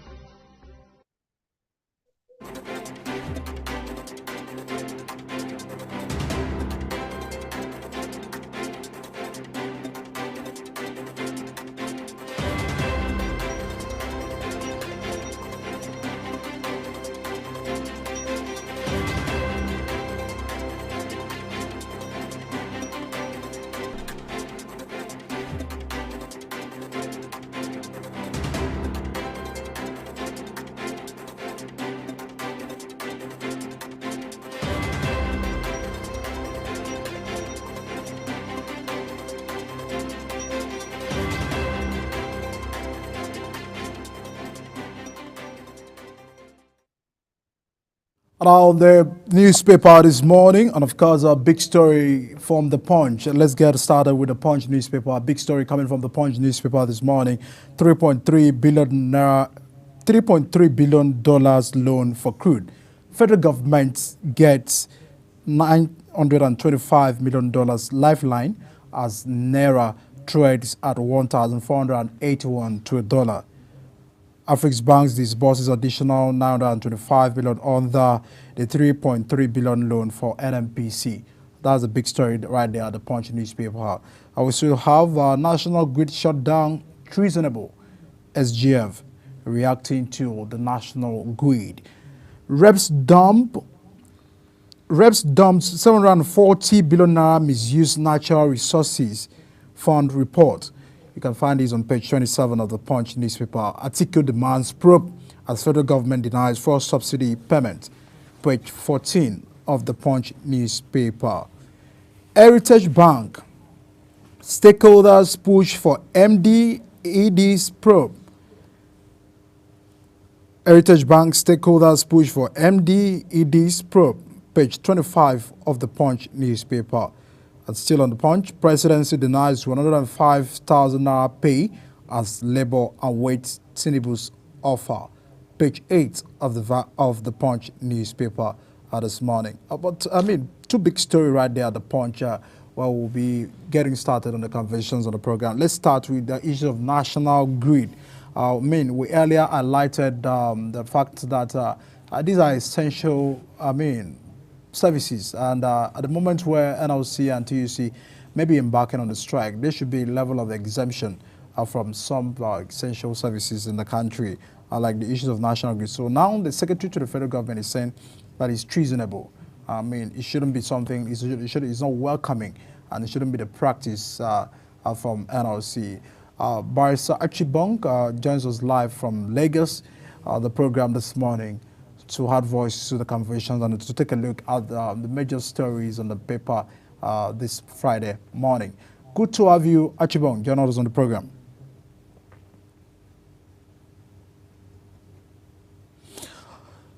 Can you hear me? I can hear you. Thank you for having me. All right. The issues of National Grid. Earlier the week on Monday, the strike of NLC and TUC. We saw that it was a total blackout in the whole country, and this was not anything disconnected from issues of the strike by NLC and TUC. And now the SGF is saying this is treasonable to you, because the workers at these National Grid are also Nigerian workers, and they fall under the TUCs and as well. So to you, what argument, or do you feel that there should be a bit of a framework designed to separate essential services from strike actions of NLC and TUC?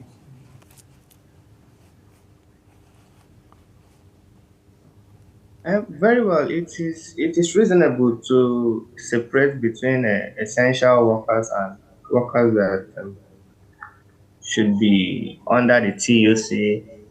Reason being that irrespective of the fact that the TUC and the NLC are trying to drive home their point, there is need to still protect the lives and safety of Nigerians, which is very paramount. I believe it is not the objective of NLC and TUC to suffocate Nigerians in the process. It is not their objective to kill Nigerians while they are trying to drive home their points. Because at the end of the day, if their demands are met, are they not also Nigerians? So that is why law enforcement officers, most times medical practitioners, are always exempted from going on strike. Especially law enforcement officers, they are exempted from going on strike. They cannot go on strike.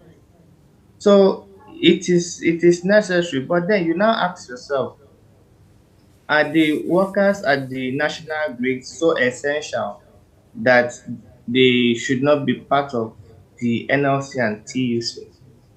Because if you look at the strategy of NLC, their objective is to get the government to agree to their terms. And then if these critical sectors are being exempted, then the relevance, the strike action for of the NLC might just be a toy for the federal government. They might not regard it again. Because the reason the NLC took that extra step was to ensure that the government felt or feels the impact. So if this is taken away, the government may just be playing around with the NLC. So a serious government should look at how to harmonize, how to get everyone to be on the same page. All right, there are several arguments to this. I mean, when you notice that NLC gave a long notice, the strike action wasn't an impromptu for government. We've seen NLC pressing their demand for over 2 months ago. And for the fact that the acts of minimum wage expired in April. So it was a long time for federal government to address these issues. Should it rather be that the federal government should rather hide their face in shame for not forecasting the future, looking at what may be avoidable, what necessary steps they would have actually taken by then. Probably sometimes they do run to court to get injunction from the industrial court to stop NLC from going on strike. But to you, do you feel that it was a fallout of plan, well planned, well thought by federal government on their own part, and now for the fact that NLC took that action earlier on the week? The government, unfortunately, is not proactive, because the NLC are not even supposed to demand or threaten industrial action before the government should act. A reasonable government will assess itself and review the minimum wage in line with the circumstances of the day. So a reasonable government ought to look at what is the living costs in the country and should review the minimum wage accordingly, not until the NLC should threaten a strike action. So where the NLC has even hinted the government to move in a certain direction, a proactive government will try to call for a meeting and ensure that the harmonized and see the minimum wage that will be favorable to all parties. So the fact that the federal government are always waiting for an industrial action before they act is a very bad one. It's not something that should be encouraged. Every government should look at the economy and adjust the minimum wage accordingly. You should not wait until there's an industrial action Because when there is industrial action, it cripples the whole economy, and the government loses more. Unknown to them, the government loses more when there is an industrial action, because the money that are supposed to go to the government, they don't get to them. The revenue that they are supposed to get, they don't get it. So the government loses more money when there is industrial action. I mean, a bit of a lot of concern. Away from that, let's get issues that Atiku is demanding probe as federal government denies fuel subsidy payments. The controversies surrounding this, even when the presidency have responded that there is no items like these from the end. To you, do you feel that fuel is still being subsidized, even when it's over a year the presidency had announced removal of subsidy from fuel? The issue of fuel subsidy is something every Nigerian should be concerned about. If you recall, the previous administration, that's the Buhari administration, had paid for subsidy up to June this year. So when the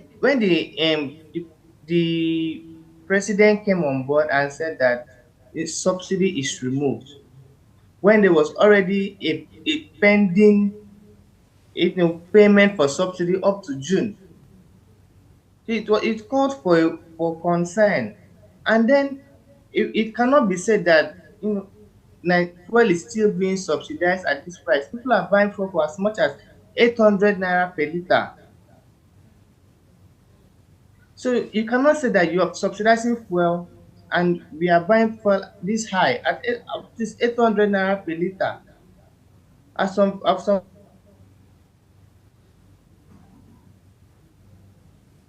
Okay, I think we have a bit of issue with Achibong's audio. Achibong, can you hear us, please?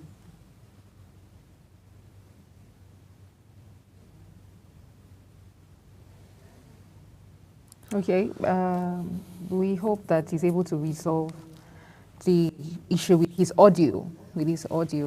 We can't quite hear him. Yeah, a lot of us. Let's get focused on another paper this morning. Papers. On the front page, our next point of call would be the Daily Trust newspaper.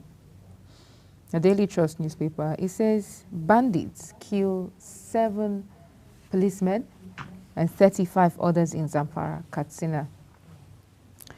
Review security strategy, Senate tells Tinubu. Tambuwa call for state of emergency. So on the issue of, while we still try to get through to Achibong, the issue of security, it is sad that every time we hear of issues like this, cases of banditry, terrorism, and as far deep into our uniformed personnel, law enforcement officers have been attacked now. It makes me wonder the sort of sophistication that these bandits have, the sort of ammunitions that they have, how well strategized they are, the strategy that they use. And I'm also looking at our security personnel, our law enforcement agencies and agents. How well equipped are they? Do they have the right kinds of ammunitions? Are they strategizing right? Are they well positioned to be able to, be in defense against these bandits? If our personnel are being attacked like this, how much more the people that they are supposed to, protect? But I understand that Achibong is with us now. Achibong, can you hear me, please? I can hear you. I don't know if you can hear me. Yes. So I just read now on the front page of the Daily Trust newspaper that bandits kill 7 policemen and 35 others in Zamfara, Katsina as well. And you must have seen that story on the front page of the newspaper. Can you weigh into the matter, as the writer there says that the Senate is telling Tinubu to review security strategy, and also Tambuwa has called for state of emergency.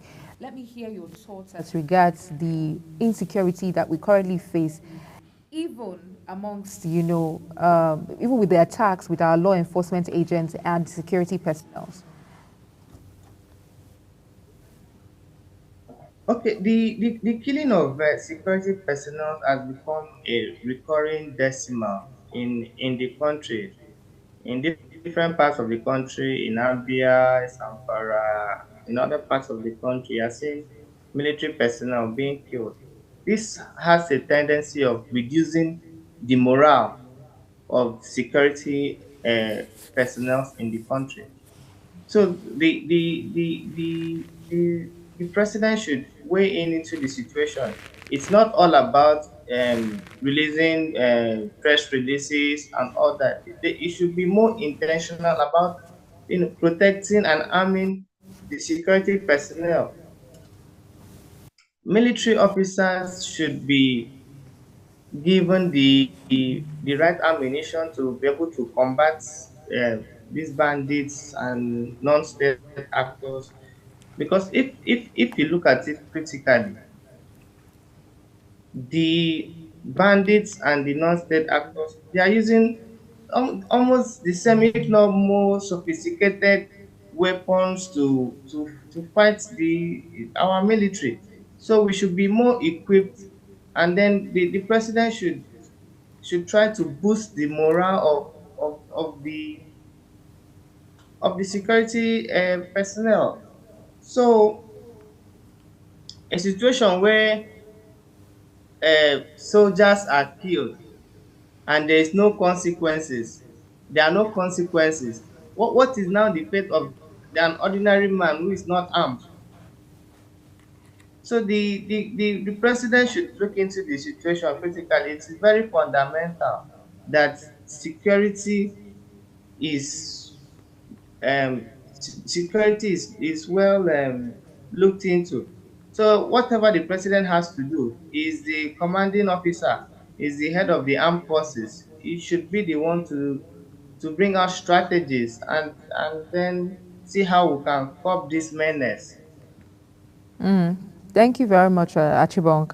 Let's move to other stories on the front page of Daily Trust newspaper. We have MTN Nigeria's chief marketing officer quits. Private sector demands concessions as Labour awaits federal government offer. Also, over 9,000 terrorists killed, 9,562 fighters surrendered in 1 year, according to the military. So while we are saying that our military personnel are being attacked, but we have some level of success recorded as regards the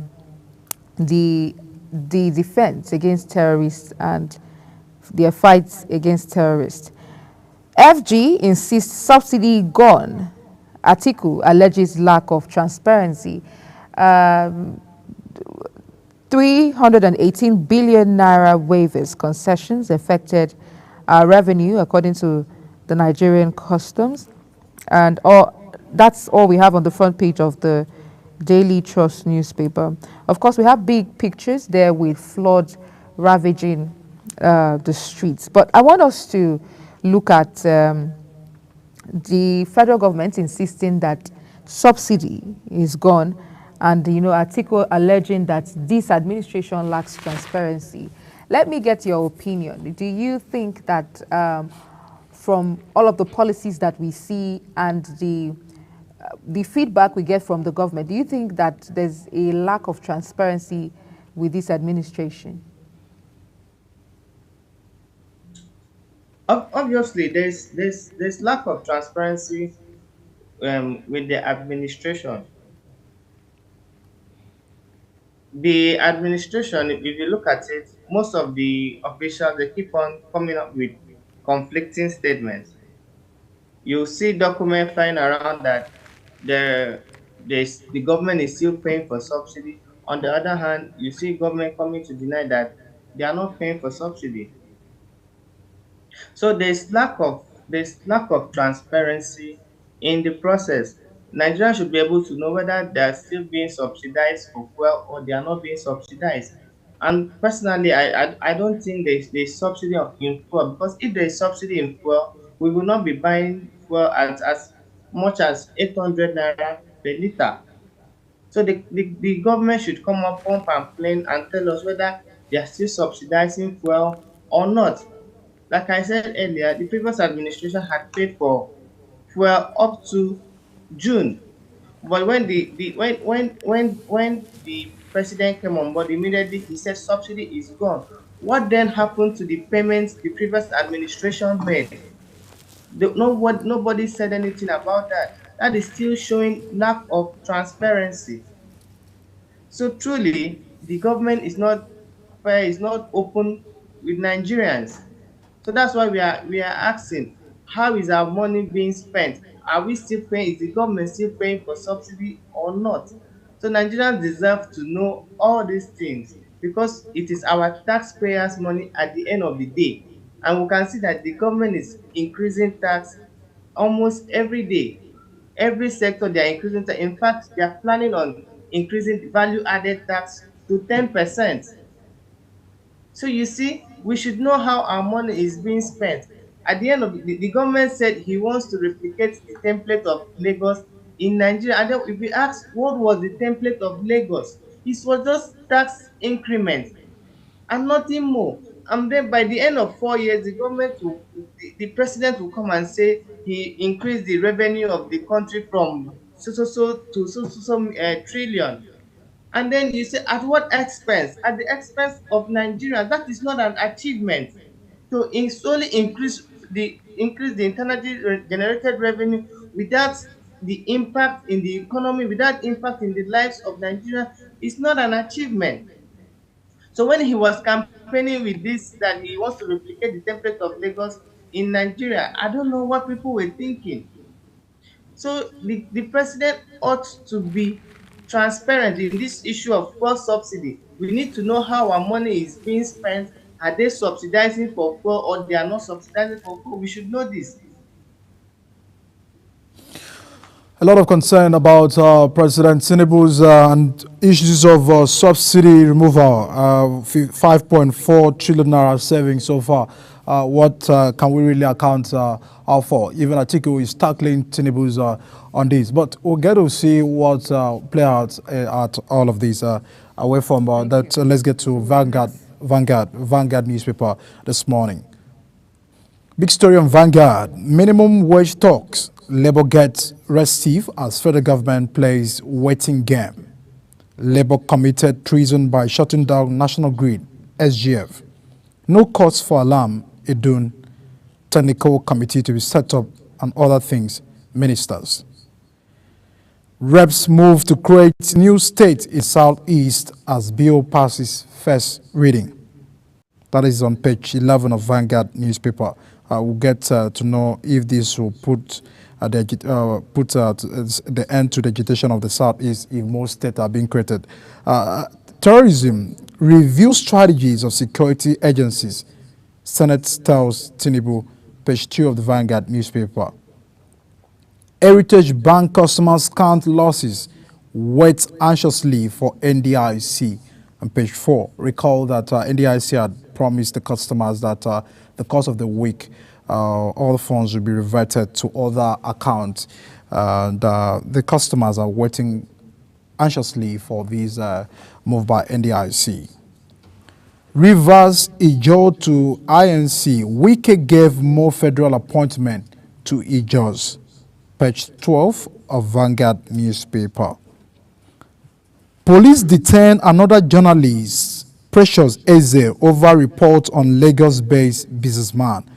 Page 6 of the Vanguard newspaper. On sports, final Finidi unleashes Inacho, Lukman, Boniface, Bafana. On Sunday, Super Eagles of Nigeria will be taking the Bafana of South Africa and qualifying match for the World Cup 2026. We, of course, our sports correspondents will be making more conversations regarding the preparation of Super Eagles. But actually, let me get to tech. There's a move by reps to create a new state in Southeast, and the bill have actually scaled through first reading. There are several agitations. You know, when you look at the recent killings in Abia State, issues of Biafra, even when the IPOP leader is still being held hostage by DSS, all of this concern. If more states are now created for them, would this answer the many questions and they have been asking Nigeria, and would this address the agitation issues from Southeast? Obviously, the answer is no. It will not address the issues of the agitation of IPOP or Biafrans because they are agitating for a different thing. They are not asking for more states because what will most states do for them? Nothing, basically. The agitation is they want to secede. They want a country of their own, and not most states. Or some of them are saying that they want to be included in the governance, that they are being discriminated. So creating more states will not solve that problem. There should be an intentional effort by the government to get more Southeasterners included in governance. If you notice, even in the security architecture, you rarely see a Southeasterner being the head of any of the armed forces. So these are the things that should be addressed. They should be included in governance. They should be given more. They should make them feel included. So to say, it's not the issue of creating more states. What will creating more states do for the Southeasterners? Basically nothing. They'll be there and they'll still govern themselves in that regard. So I believe that creating more states is not the solution. The solution is either you give them their own country or you include them more in the governance of the country. All right, on the front page of The Guardian now, The Guardian newspaper, the front page we have a picture of street kids. That's the comic there, with plates and pans, depicting that, these children, if they're not looked or taken care of or taken off the streets, they will end up being nuisance to this society. The story there says, poverty amid plenty. That's the big story on The Guardian, page 4 and 5, and it says, growing nation of destitute as homeless kids invade Abuja and then Southwest. Tinubu's government under pressure to refute continuance of gone fuel subsidy. Despite losing 318 billion naira to reverse customs and 1.34 trillion in 3 months. Again, federal government fails to agree with Labour on new minimum wage. This issue has dragged thus far. I'll come back to that and weigh in your opinion about it. But Obedient movement belongs to no political party. Obi tells Labour Party. And no respite for investors as rising costs shrink FMCG firms' earnings.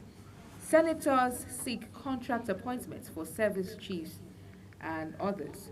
Tougher decisions ahead to reshape economy, says the federal government. And then troops foil oil theft worth 991 billion naira, I beg your pardon. They destroyed 3,051 dugout pits in 1 year. Back to the story where we have the federal government failing to agree with Labour on new minimum wage. What that is, or what that means, is that we're going to have to fall back to the strike again. Labour is going to have to go on a strike. And we saw for that less than 42 hours, in less than 42 hours, just a little above 24 hours, the immense losses that was recorded, the damages that were made, and all of that, and then how Nigerians were complaining. Right now, as I think, there's been no measure in place to ensure that there's exemption for essential care workers, essential caregivers, to see to it that, when we go on strikes like this, they're exempted. Let me weigh in your opinion on this matter, as the federal government is still at loggerhead with Labour, with the NLC, as regarding the minimum wage.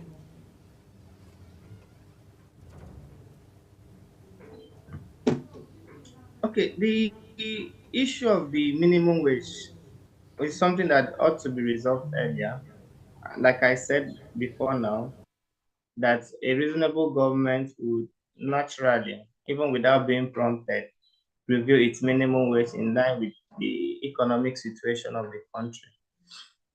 And in our previous session, I had said that the minimum wage that will be able to sustain in Nigeria in this present economy is the least 100,000 naira.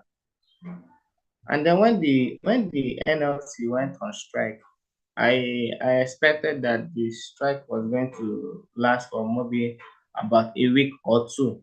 But it was quite unfortunate that in barely 48 hours, it was relaxed according to the NLC. And it was relaxed on the basis that the federal government had committed to paying over 60,000 naira as minimum wage.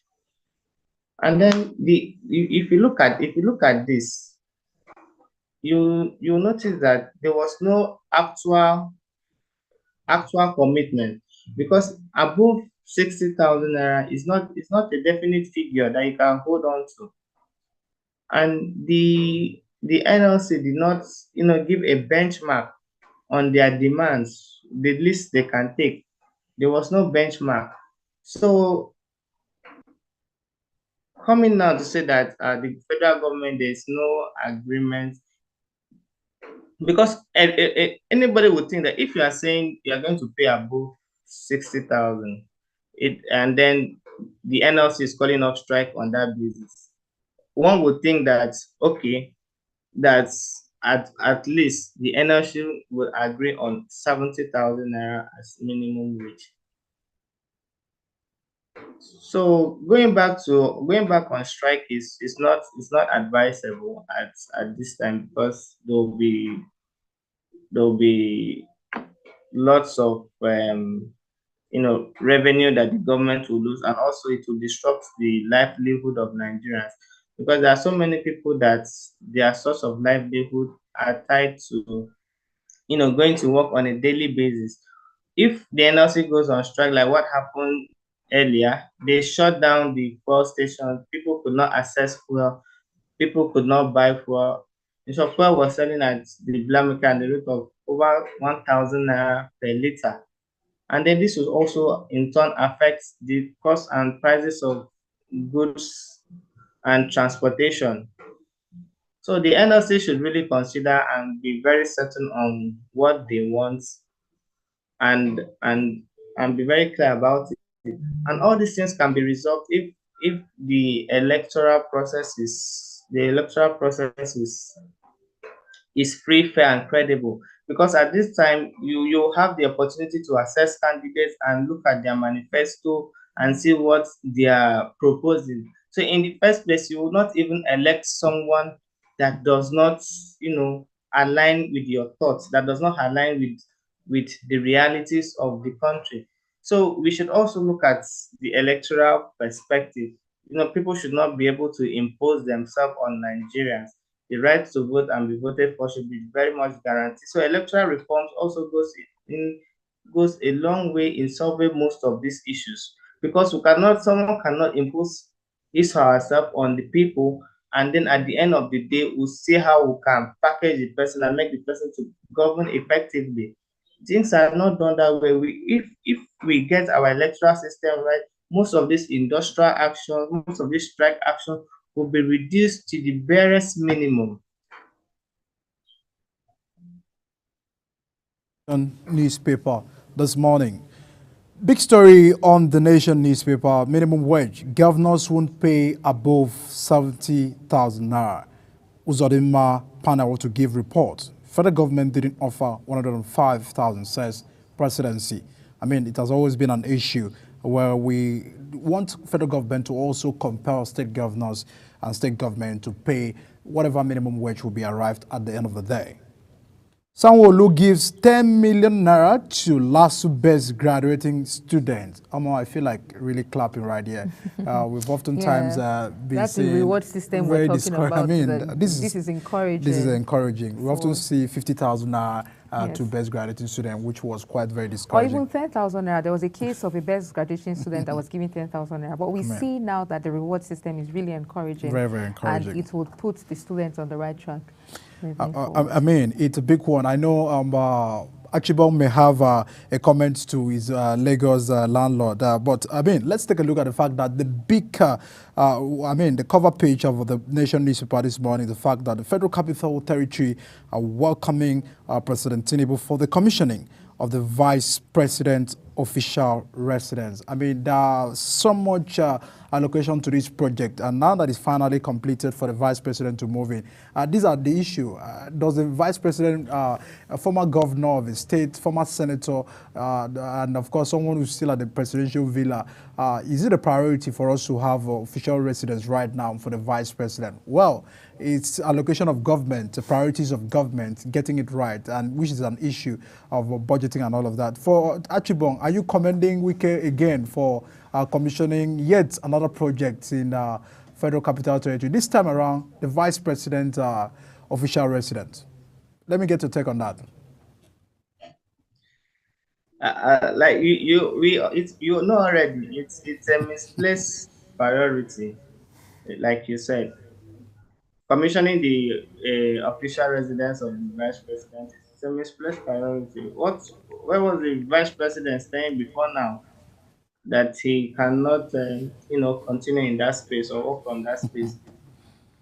So it's a misplaced. If you look at the amount that has been expended in this project, you'll be marveled. And then one of the senators came on air to say that the NLC is inciting Nigerians against the government. And you say, what is inciting? When people are talking about plain facts and figures, how is that inciting? If you feel that it's inciting, you know that there's something wrong with those figures. When you allocate exorbitant or high amounts on things that should ordinarily not get up to that amount, and then you don't expect Nigerians to be angry. Because the Vice President is a one-time governor, and then if you look at the renovation and the commission itself, it's unnecessary. The office of the Vice President, nothing is wrong with it. It can operate from there. So coming to say you are commissioning the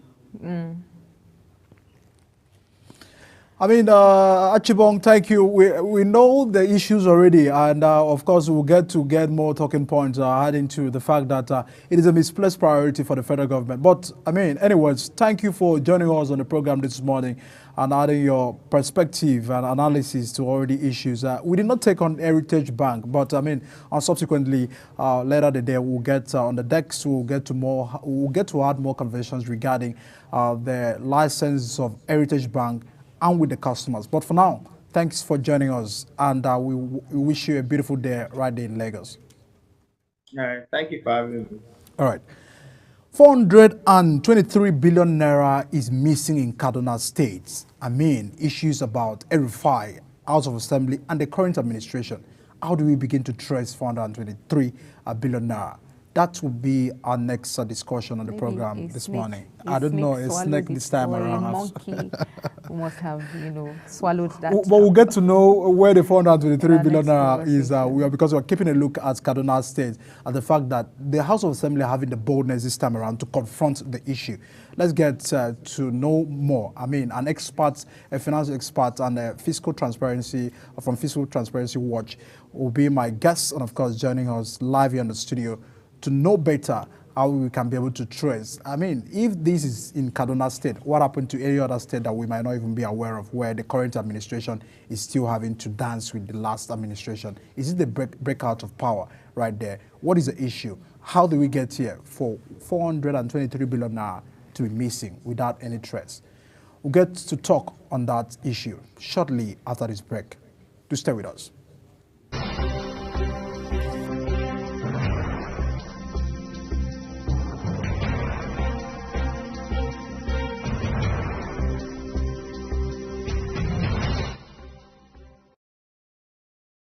Are you a food lover? Do you care about your health and nutrition? Are you interested in exploring the diverse culinary traditions from around the world? Then look no further. Introducing Lunch Global on Global Television, a show that takes you on a delicious journey through the world of food, nutrition, and diet.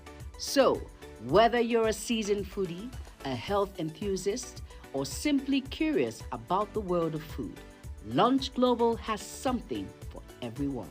Tune in Mondays to Fridays and let your taste bud take you on a journey of flavor, culture, and discovery on Lunch Global. Bon appetit!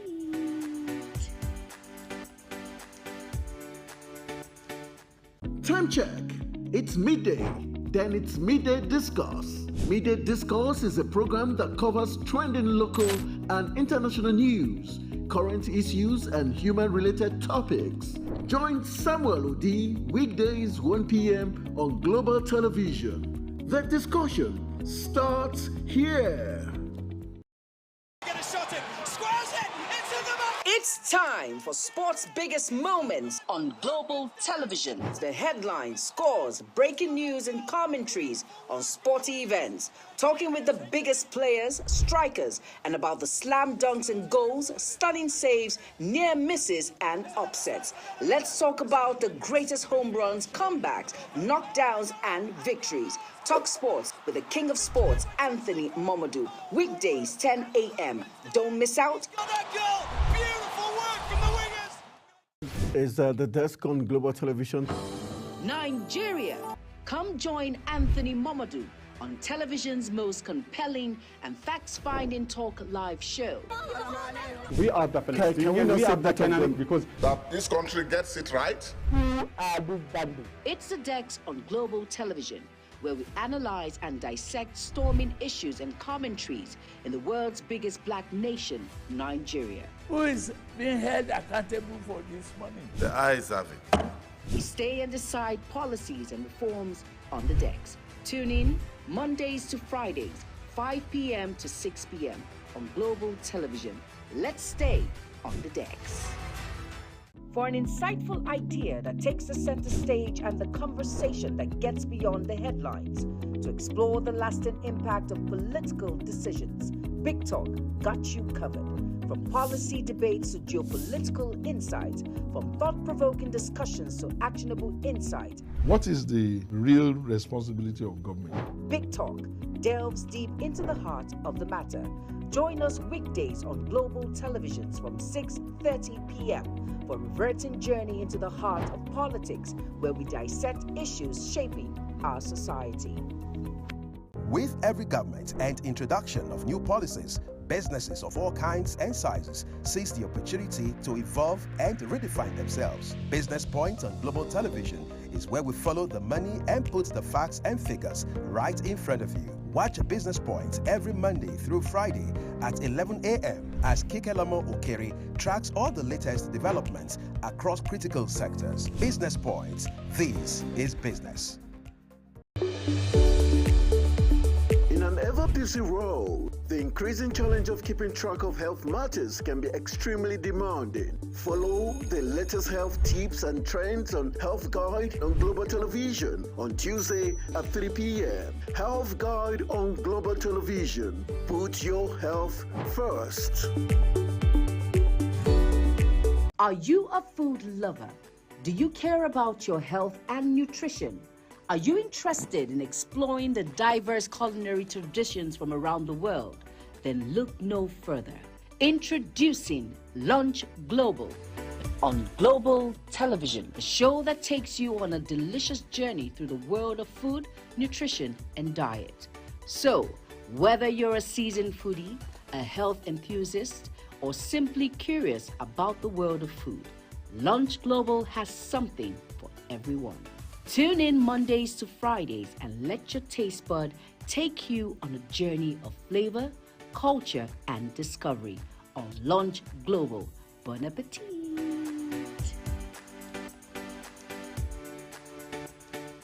Time check. It's midday. Then it's Midday Discourse. Midday Discourse is a program that covers trending local and international news, current issues, and human-related topics.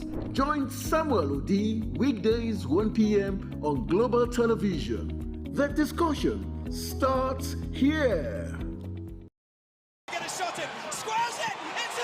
It's time for sports' biggest moments on Global Television. The headlines, scores, breaking news, and commentaries on sporty events. Talking with the biggest players, strikers, and about the slam dunks and goals, stunning saves, near misses.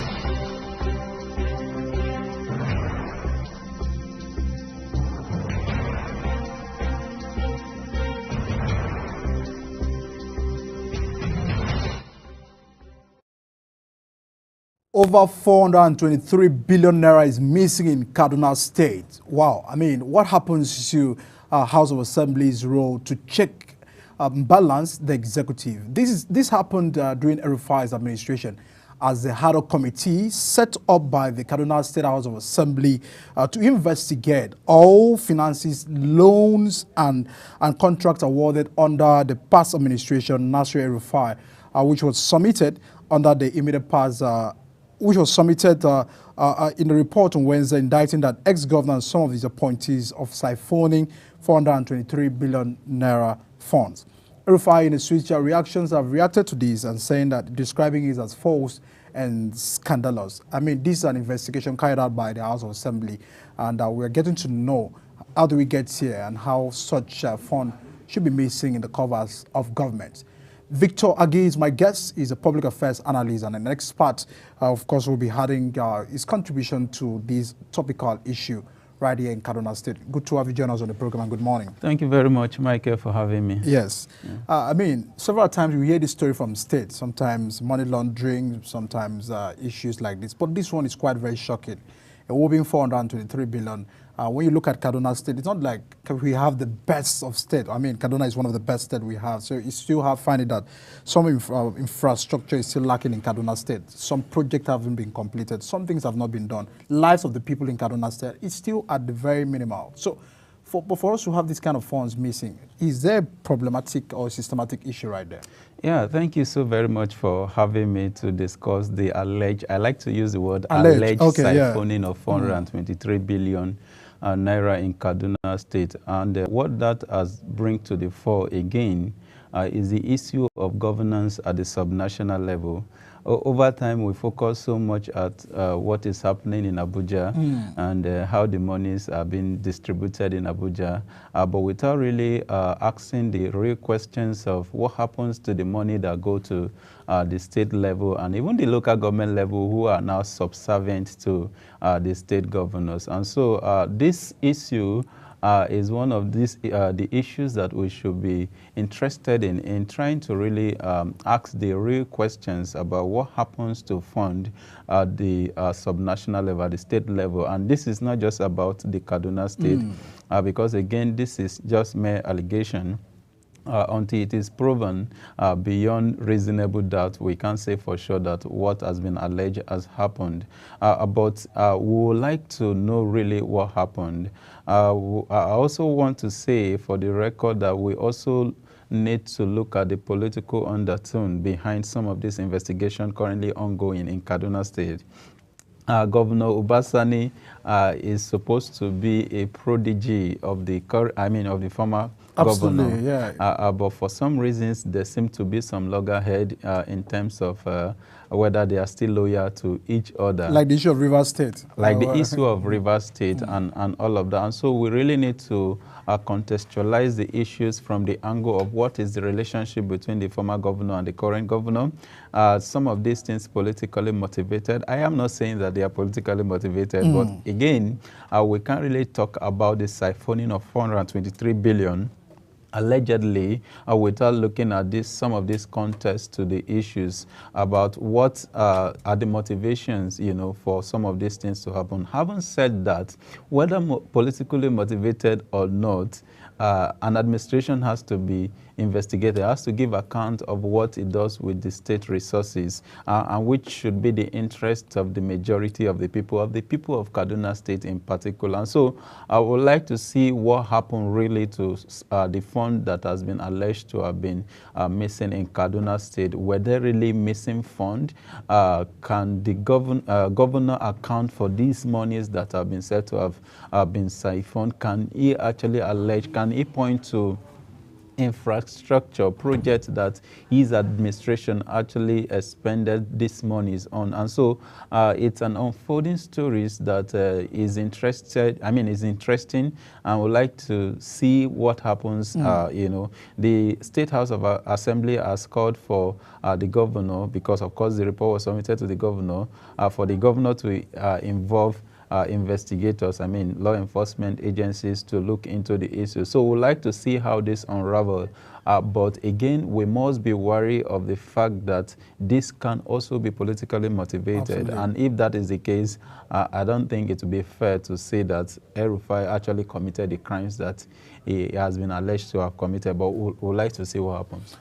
You agree with me that many of the Nigerians governor, it's hard to find a cent among them. So politically or not politically, there are always there are always intentions of, there are records of, some level of corruption, one way or the other, by the other administration. But let's leave the fact that this is already coming out today, and look at the issue. The causes. How do we arrive at this issue? Talk about itemization of budget. Our budget is being presented to the House of Assembly.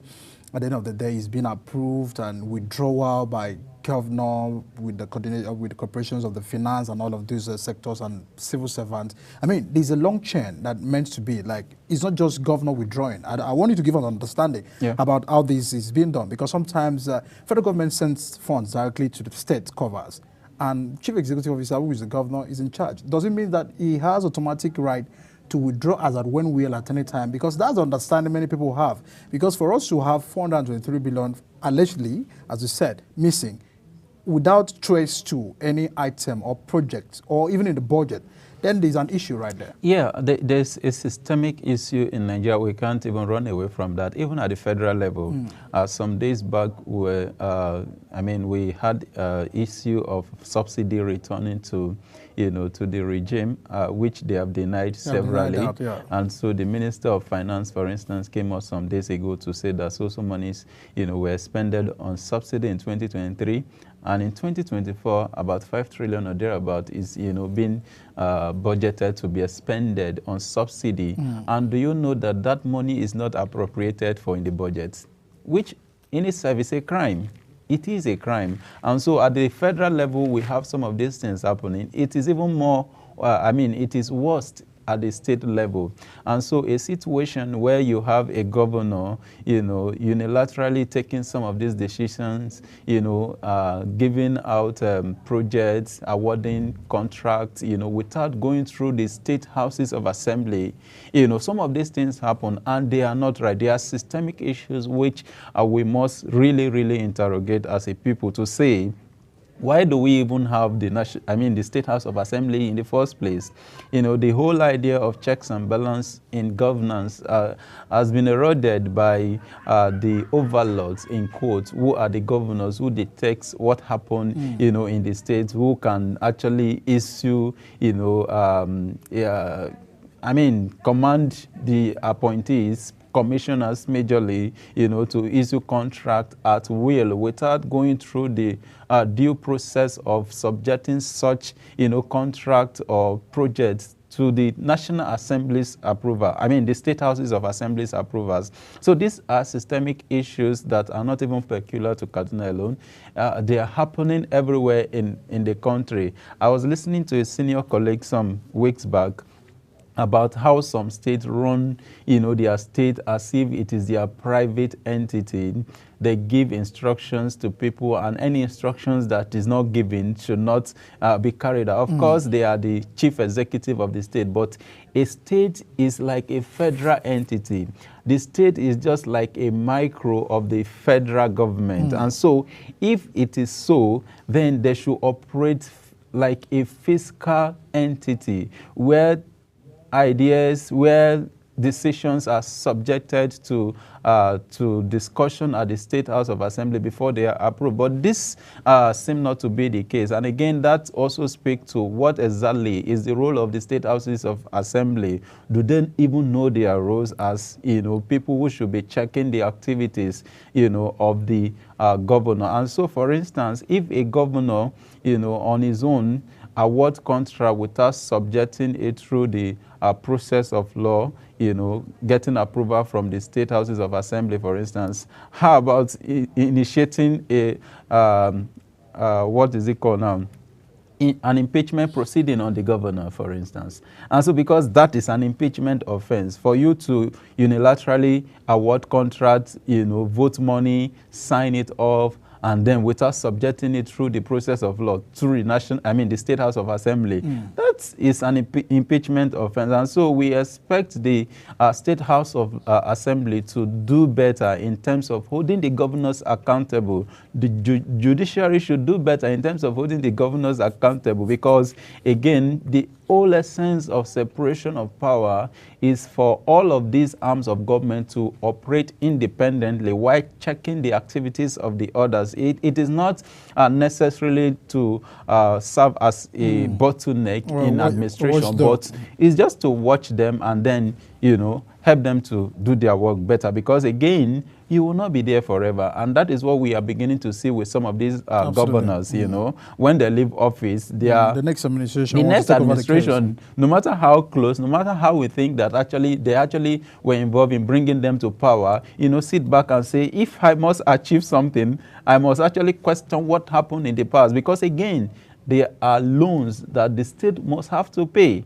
Regardless of who is in power, the state is owing some monies. In the case of Kaduna State, I am aware that they are owing about $580-something million in one tranche. I think there's another 58 million or so billion, to be paid, as a state loan. And the governor is complaining there's no money to pay salaries. So at that point, whether, you are being brought to power, like in the case we are seeing in Rivers State, for instance, you want to leave a legacy. And that is some of the things that we are beginning to see with some successor actually wanting to probe what, their predecessor, did in office. But again, it shouldn't be politically motivated. It should be out of the genuine intention to bring, dividends of democracy to the people of the state. I mean, let's figure out what is the role of civil servants in all of this, because sometimes we have permanent secretaries and Ministry of Finance and all of these who are supposed to, these are people that are not government appointees. They are there till they retire and all of that. A bit of having sensitivity of the matters to be able to speak out, not really speaking out if they cannot speak out, getting things right, objecting when it's necessary, raising alarm if need be, and all of this. Is it that governors have a way of influencing some civil servants to do their bid? Because sometimes we know that records pass through them. Even in the government house, we have permanent secretary government house. It means that this is a civil servant in that office who are meant to also checkmate some of the excessiveness of governors, oftentimes. Yeah, the civil service is actually is a permanent seat, in administration. Because soldier go, soldier come, they remain. Yeah. And so ideally, they are supposed to be the eye of the system. They have institutional memory to actually dictate how things should go, the way administration of, of a state should go. But unfortunately, like I mentioned earlier, we have a systemic corruption issues, and it has permeated every sector. It has permeated even the so-called civil servant. And so, for instance, again, and why sometimes you begin to say whether we should speak for them is the fact that how much are they being paid? And so if a commissioner, a four-term commissioner comes, with a 5 million, gratification for you to sign something as a permanent secretary, you'll be tempted to, do something about it, right? I'm not saying that it should be the right thing to do. But there's the temptation for some of these people who have spent several years in service, who do not have access to, resources, not really because they are supposed to have access to state resources, but what is due to them is not being paid. For instance, the minimum wage that we are discussing today, there are several states who have not even, started paying the last one of 30,000, And so if, for instance, you, as a commissioner, you come to the office one day and you started distributing, some monies to these civil servants who work in your office, for instance, which is what happens in most cases. You close your eyes, to some of the things the commissioner will eventually do, of course, through the directive of the governors. And so, well, there are systemic issues which we should all have conversation about the fact that our people are very corrupt. An average civil servant is just power away from acting corruptly. So if you make an average civil servant, or if an average civil servant graduate into the position of a permanent secretary, you will be surprised what the person will be doing with the power that he has. And so when they have access to the commissioner, who have access to the governor and the state resources, you begin to see some of the things that happen. But again, sometimes they are also handicapped. You wouldn't want to be a whistleblower who will not be protected. As it is currently, the whistleblower is just a policy. It's as a policy level. We have been advocating to see how it can be passed into law, but up to now, it has not been passed into law. And so if, as a civil servant, I see things happening and I whistleblow, what is the protection? How am I guaranteed of even getting to my house, that day that I blow the whistle, or your job, as a matter of fact, whereas I have, family to tend for at home and all of those. So these are constrained, for the civil servant, but again, they should know that they are the eye of the system. They are the structure, they are the civil servant. They are the administration. The other guys come, every now and then, and they go. But you remain. And so if you allow that system to be so corrupt, it will affect you eventually. And that is why some states can no longer pay salaries. The fact that the previous administration, you allow them to do whatsoever they do, is the reason why they can no longer pay you your salary. And so I think people that work in the civil service should come to that reality that whatsoever we allow to happen will affect us tomorrow, which is very, very important. I mean, as important as that may be, also a role to play by Nigerians, and of course, they call on the civil servant to also step up their games in securing the state treasury. But let's go on a quick break right now. Once we return, we will be concluding on that issues as well, that there's a need, some have argued that there's a need to give fair hearing to El-Rufai for him to be able to defend himself with some of these allegations. But if that's politically, just as some persons have said, that the move might be a political move, but the truth of the matter is there's a need to secure treasury. This administration of Kaduna State might not be different from the last administration, but what happens if their intentions is real to go after those who stole the state treasury in Kaduna State?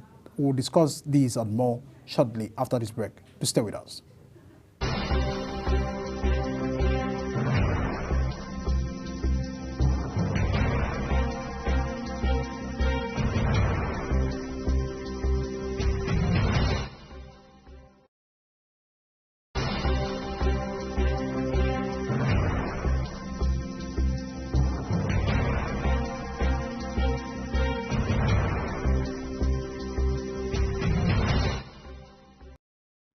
Many times for still staying with us. I'm still having Victor Agi, a public affairs analyst, to look at the alleged 423 billion alleged to be stolen by the last administration, El-Rufai, in Kaduna State. In a bit to round up from the show, and I mean, that systematic issue, just as you've actually highlighted, if the intentions of this current administration may be real, should this be a wake-up call to other state governors and those who are empowered today to understand that if the fight is not necessarily, political, I mean, sometimes just to winch hunt some other political office holders, but to serve treasury. Several states are owing currently. I mean, the statistics better.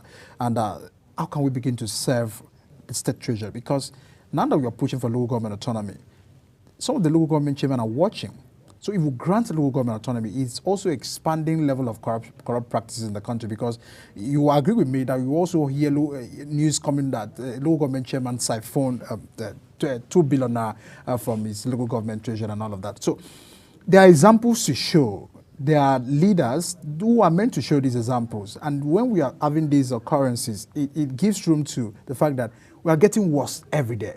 Don't you think that this must be a concern for governors? Absolutely. And so, for instance, if we are unable to curb the current spate of corruption, and you grant local government autonomy, and they have learned, from their governors, it means you have empowered another 774 individuals to be corrupt, grant corruption. It's a long walk. And so it will spill to something that will not be able to control. And that is why we must, look at ways to actually check the issues. Let the state houses of assembly do their work. Let the judiciary do their work. And I must say that regardless of whether this is politically motivated or not, a state governor should be able to give account of his, time in service. I mean, in service. And so it is not significant whether the issue is politically motivated. El-Rufai should come out and tell us that what he has been alleged to have siphoned is wrong, is not true, and give evidences of this is what these monies, were used to for the benefit of the state, during his watch in office. And so it is not even a matter of whether it is politically motivated. And for instance, if we have each governors, being motivated politically or anyway, coming to probe the previous administration, and will recover monies, from the previous governor. It's a good fight, for the country, for the people of the state, because again, governance should be accountable. People should be held accountable for their service, and that is something that we can't overstate in this country. I mean, it is something that we must push. Citizens must wake up, to push for some of these things. For instance, in the Kaduna State, now that the report is out, we don't even expect the governor to push for some of these things. And even if he does, that will be fine. But citizens can take it up. Civil society people can take it up. Right group can take it up to say, oh, this, you can get the report, through an FOI to say, let's look at the report and sue the former administrations. So we shouldn't even wait for the state governor, to do that. Now that the report is out, but it should be on the merit of it. Yeah. The fight is not just against governors or against administration, but to secure and to have the state treasury protected and served. We have a whole lot of role to play in agitating getting this done.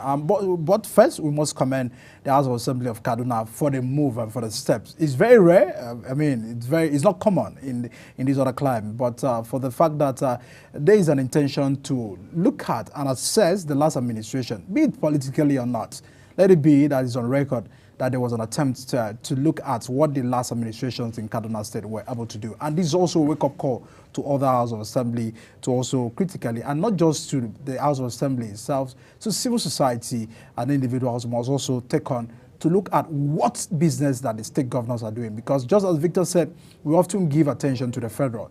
Let's know what the state governors are doing. And now that we are pushing for local government autonomy, you have to know your local government, because over 774 local government may also have these issues again if this issue of corruption is not well managed, if people do not go down for it. I mean, there's a lot of conversations regarding that, but this is where we'll begin to wrap it up on the program. Many thanks, Victor Agi, a public affairs analyst, for joining us on the program today. Thank you very much for having me. And that's where we round it up here on Global Morning, and of course, bringing you to speed the event of the week and today. Several editions of our program is coming up shortly after this.